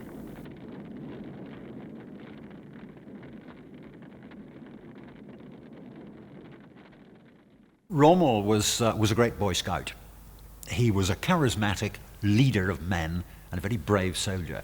He didn't always pay as much attention as he should have done to administration and logistics. Now, of course, he knew he was taking a chance. He reckoned that he had just enough fuel to make one go to try and get through the British defences and get to Egypt. He did try, and at Halfa, of course, he fails. There was no other option for him other than to pull back, shorten his supply lines and go on the defensive. And if he did that, if he had shortened his supply lines and gone in the defensive, it would have handed the initiative to the Allies. And I think he knew that if that happened, the game was up. By the autumn of 1942, the Grant's successor, the Sherman, started to arrive in the desert. It eventually replaced the Grant as the 8th Army's main battle tank. At the end of October, there were 252 Shermans and 170 Grants in first-line service, plus many more in reserve. At the Second Battle of El Alamein, from the 23rd to the 24th of October 1942, the 8th Army beat the Axis. This victory turned the tide of the war in the desert, but it could so nearly have gone the other way. Alamein was the last solely British or solely British Empire battle in this war. From now on, all the campaigns are going to be Allied. They're going to be with the Americans. This is our last hurrah, if you like, and it works. But it almost doesn't. When Montgomery decides to tell the armour to break out, he wants the armour to go through cleared lanes in the minefield against a ridge which is lined with German anti-tank guns. And the armour, understandably, finds that very difficult to do, and it's very slow. And Montgomery tells the armoured commanders that they're not doing their job, or they're not getting on, betraying, I'm afraid, a lack of understanding of what armour can do and what armour is supposed to do. He gets away with that, and it's a measure of the man that he learns very quickly how to handle armour from then on. But Alamein wasn't always going to be a surefire winner. There were times when it could have gone wrong.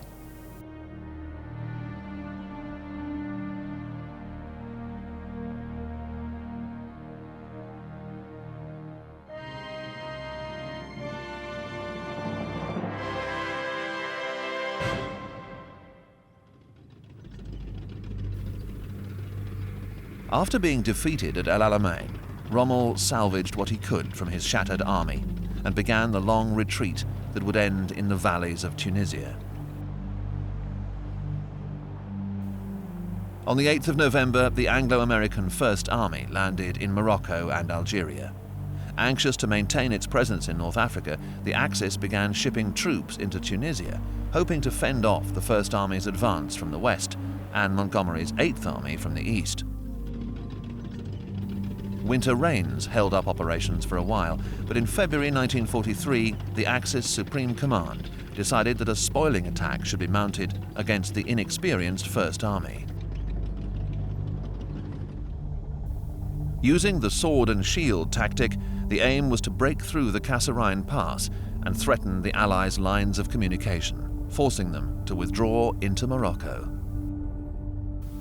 What was known as the German sword and shield tactic was simply the integration of anti-tank guns with tanks. In very broad terms, what you did was you had a screen of anti-tank guns, dug in, camouflaged. Your enemy is advancing, you halt them with your anti-tank guns, you knock off the leading tanks, everything halts, and then in comes the sword, which is your own armour, German armour, normally attacking from a flank. And that was the standard German tactic. And it took us a long time before we could do something about it. The 1st US Armoured Division, equipped mostly with Lee tanks, guarded the Kasserine Pass. Although the division was keen to get into action, it was completely inexperienced and knew little about the sword and shield tactics used by the panzer divisions. And as repeated attempts were made to break through to American infantry marooned on 3 hills beyond the enemy line, increasingly savage counterattacks did nothing but add to escalating tank losses.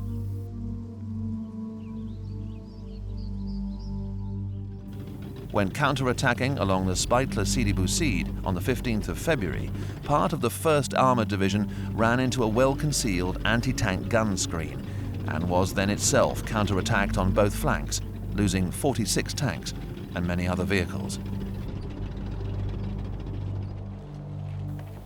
Although the 1st Armoured Division eventually beat the Axis at Kasserine Pass, victory came at a high price. Hundreds of men lost their lives and many vehicles were destroyed.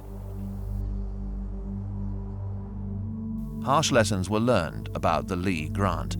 Its high silhouette made it a prominent target. If one or both of its fuel tanks were penetrated, the tank would become an inferno in seconds. Events at Kasserine Pass showed the US what damage the Axis was capable of, and the devastating losses hardened up what had been a weak armoured division. It was a turning point for the Lee Grant, which was then promptly replaced by the Sherman as the main Allied battle tank in the Western arena. But the Lee Grant's battle career did not end there.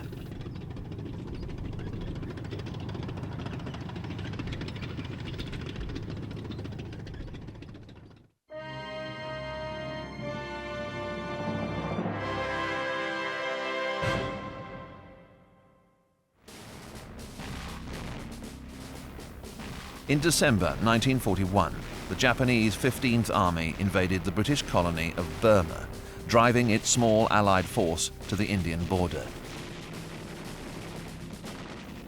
For the next 4 years, a bitter war raged among the most inhospitable terrain imaginable. Besides its jungle-covered mountain ranges, mangrove swamps and ramshackle roads, Burma was home to deadly insects and diseases, which claimed as many men as armed combat. Until early 1944, the Burmese campaign had mainly been fought by infantry. But after much persuasion, General Headquarters in Delhi agreed to send over tanks to help the beleaguered Allied troops. So a number of Lee tanks were dispatched to Burma. By early 44, we were starting to seriously engage the Japanese again, particularly in the Burma theatre. And one of the things that we desperately needed in Burma was a force multiplier along the lines of a reasonable tank. Now, the Japanese themselves, frankly, their tank design was possibly the weakest of any of the fighting powers in the Second World War. And they didn't field tanks to an enormous degree. So really we didn't have to have a terribly up-to-date tank-fighting tank. But very much like North Africa, we needed something with a decent high explosive shell that could take on infantry, and something that was very, very reliable. From now on, it is the Allies in Burma that are going to be advancing rather than the Japanese. The Grant is useful because Japanese tanks were appalling. We criticize British tank development. Japanese are far worse. Perfectly understandably, because the only enemy they had to worry about, or they thought they had to worry about, were the Chinese, who didn't have any tanks at all. But it did mean that, of course, the Grant was way ahead of anything the Japanese could produce. So, safe in the knowledge that they would not be faced with opponents like the German Panzer IV or Tiger tanks, Lee crews did not expect armoured clashes anything like those of the Desert Campaign. But they had underestimated the courage of Japanese tank crews, who, despite having much weaker tanks, were still determined to make life hell for the Allies. On the 20th of March 1944, 6 Japanese light tanks tried to ambush a column escorted by 2 troops of Lee's. The Japanese commander had positioned his tanks close to the left side of the track, so the Lee's 75mm or 37mm guns could not be used. One Allied tank was set ablaze, but the rest roared past into a clearing where they swung round to confront their foes. After a brief but intense firefight, the Japanese made a run for it. 5 were set ablaze and the 6th was knocked out. The message was clear. The Japanese did not consider the Lee as a threat. The episode provided a glimpse of things to come. The Japanese had all kinds of methods of engaging tanks. They could use manpower to do all kinds of things, and they would engage tanks very, very closely and use satchel charges, which are explosives in an ordinary bag, if you like, placed on top of a tank hatch in particular. The hatches were recognised as being particularly vulnerable. You had suicide squads with a large aircraft bomb, somebody sitting in a foxhole with a hammer, waiting for a tank to drive over the top. He would strike the fuse on the bomb, and the bomb would explode and take the tank with it. So yes, the Japanese, although they didn't have the technology and they really didn't have very effective anti-tank weapons, they made up for it in tenacity and a willingness to take enormous casualties. The most unutterable disgrace for the Japanese soldier was to be taken alive, even if he was wounded. He could not go home. Consequently, he fought to the last in bunkers. Everywhere he would launch suicidal attacks, one after the other, over the same ground and so on. He used every means in his power to destroy the enemy. And if a tank represented a particular threat to him, he would do everything in his power to destroy that.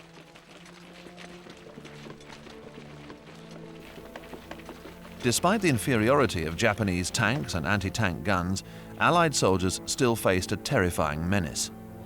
The suicidal bravery of individual Japanese soldiers meant that men were willing to take on tanks using their wits and bare hands. So as a defense against hand-placed explosive charges, a thick wire grille was fitted above the Lee's engine deck. Another weapon the Japanese used during the Burma campaign was to smash grenades filled with cyanide gas against a tank's vision hatch to poison the crew inside. On one occasion, a sword-wielding Japanese officer even scrambled into a Lee, killing the commander and 37mm gunner. It took all 6 rounds of the loader's revolver to finally kill him. By 1944, Japanese anti-tank strategies and weapons had reached another, more sinister level. The end of the Burma campaign saw the appearance of the anti-tank equivalent of the kamikaze, the Nokohaku Kogegi, otherwise known as human combat tank destruction squads. These volunteers would suddenly break cover and throw themselves under a tank, where they would detonate the explosive charge strapped to their bodies. This need for extra vigilance triggered the formation of specialist infantry support units who were trained to repel such attacks. We had now become quite used to these suicidal tactics they employed, and we had trained a regiment called the Bombay Grenadiers in close support for tank. 9 times out of 10 they shot these guys when they emerged from cover. It was a very dangerous job being a close escort, but they were good at it. Again, tank crews got used to it themselves. Those occasions I've known where they've simply reversed off the man who was thrown them, and he's blown himself up, in front of them, and so on. They were desperate measures, and they didn't work. There are many cases, where you have mass infantry assaults against armour, and there's only going to be one result in that, and that's going to be mass casualties for the Japanese. So this is an important tank. It has a very important psychological effect, I think, on the Japanese, and it has a critical role in the battles around Imphal and the drive south through Malaysia. So all in all, the Grant tank, which had performed well in the Western Desert, also has a critical role out here in the Far East in the latter part of World War II. The Japanese were experts in constructing bunkers, which were concealed with vegetation and connected by underground galleries. But once detected, no bunker complex was safe from the Lee. The vegetation was blasted off with high explosive until a fire slit was revealed. Whenever possible, a smoke round was put into the slit. Seeping along the galleries, the smoke would reveal more and more fire slits. The timbers would then be smashed up with more armour-piercing shot until the roof collapsed. If necessary, stubborn bunkers would be blasted apart with high explosive. In February 1944, the Lee played a vital part in the defence of the 7th Indian Division's admin box in northern Burma, after it was attacked by the Japanese 55th Division. The tank's tremendous firepower smashed up the enemy's attacks, destroyed its bunkers, and provided defensive chutes at night. In one notorious incident, the Japanese captured the main dressing station, slaughtering patients and orderlies alike. After this atrocity, neither British nor Indian troops were willing to show the Japanese any mercy. Now, the admin box was basically 1,200 yards, or about 1,000 metres, of open paddy fields that were surrounded by jungle. And so what we have there is this very brutal battle of the admin box with dug-in British troops from the 7th Indian Division, but supported by the Grant tank. And the Japanese really had no answer to this. And the tank and its firepower were very critical in that battle of the admin box, and really actually saved Britain's military reputation in this battle in part because the British forces had been surprised. They hadn't expected the Japanese to show up and be prepared to assault what was their supply centre and administrative centre, and so the fighting around this area was incredibly ferocious. But the tank really had a major impact in terms of this.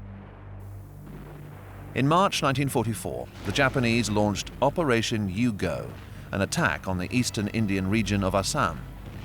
The aim was to inspire the Indian people to revolt against their British rulers and so divert American forces from the war in the Pacific. The British 4th Corps found itself besieged by the Japanese 15th Army on the Imphal plain, as was the small garrison at Kohima, lying on the main route back to India. At Imphal, the Lees helped to recapture the towering peak of Nunshigum, which dominated the main airfield, and also flushed out the Japanese from surrounding villages. On the 18th of April, the Lees of the British 33rd Corps relieved Kohima and then fought their way south to relieve 4 Corps at Imphal on the 22nd of June.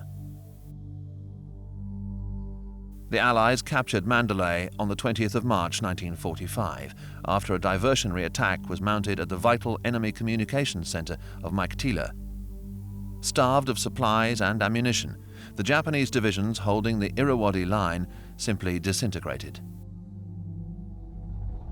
This triggered what became known as the Race for Rangoon, in which 4 Corps travelled down the Matilda to Rangoon railway corridor, while 33 Corps followed the more difficult line of the Irrawaddy. Rangoon was rapidly abandoned by the enemy, and the war in Burma was over. In Burma, it really came into its own. It could have been designed for war in a semi-jungle environment. And I cannot think of a tank which could have performed better in those circumstances. Later it played a useful role in a variety of tasks, special purpose vehicles and that sort of thing. So it was a success story within the limitations of the period in which it served. As a tank, it worked extremely well in this terrain. It certainly surprised the Japanese. The Japanese really had no effective answer to this deployment of this tank. And as I say, their own tank design was not going to be sufficient to actually challenge the M3 Grant at all, really, in Malaysia. The Lee Grant was only ever meant to be a stopgap, yet it enjoyed a wartime career that stretched from the Sahara to the jungles of Burma. Although it was overshadowed in the west by the arrival of the M4 Sherman, it proved perfectly suited to Burma's treacherous terrain and climate. Its reliability and speed earned it the respect of crews and the fear of opponents, and until 1945, it was America's answer to the Axis menace.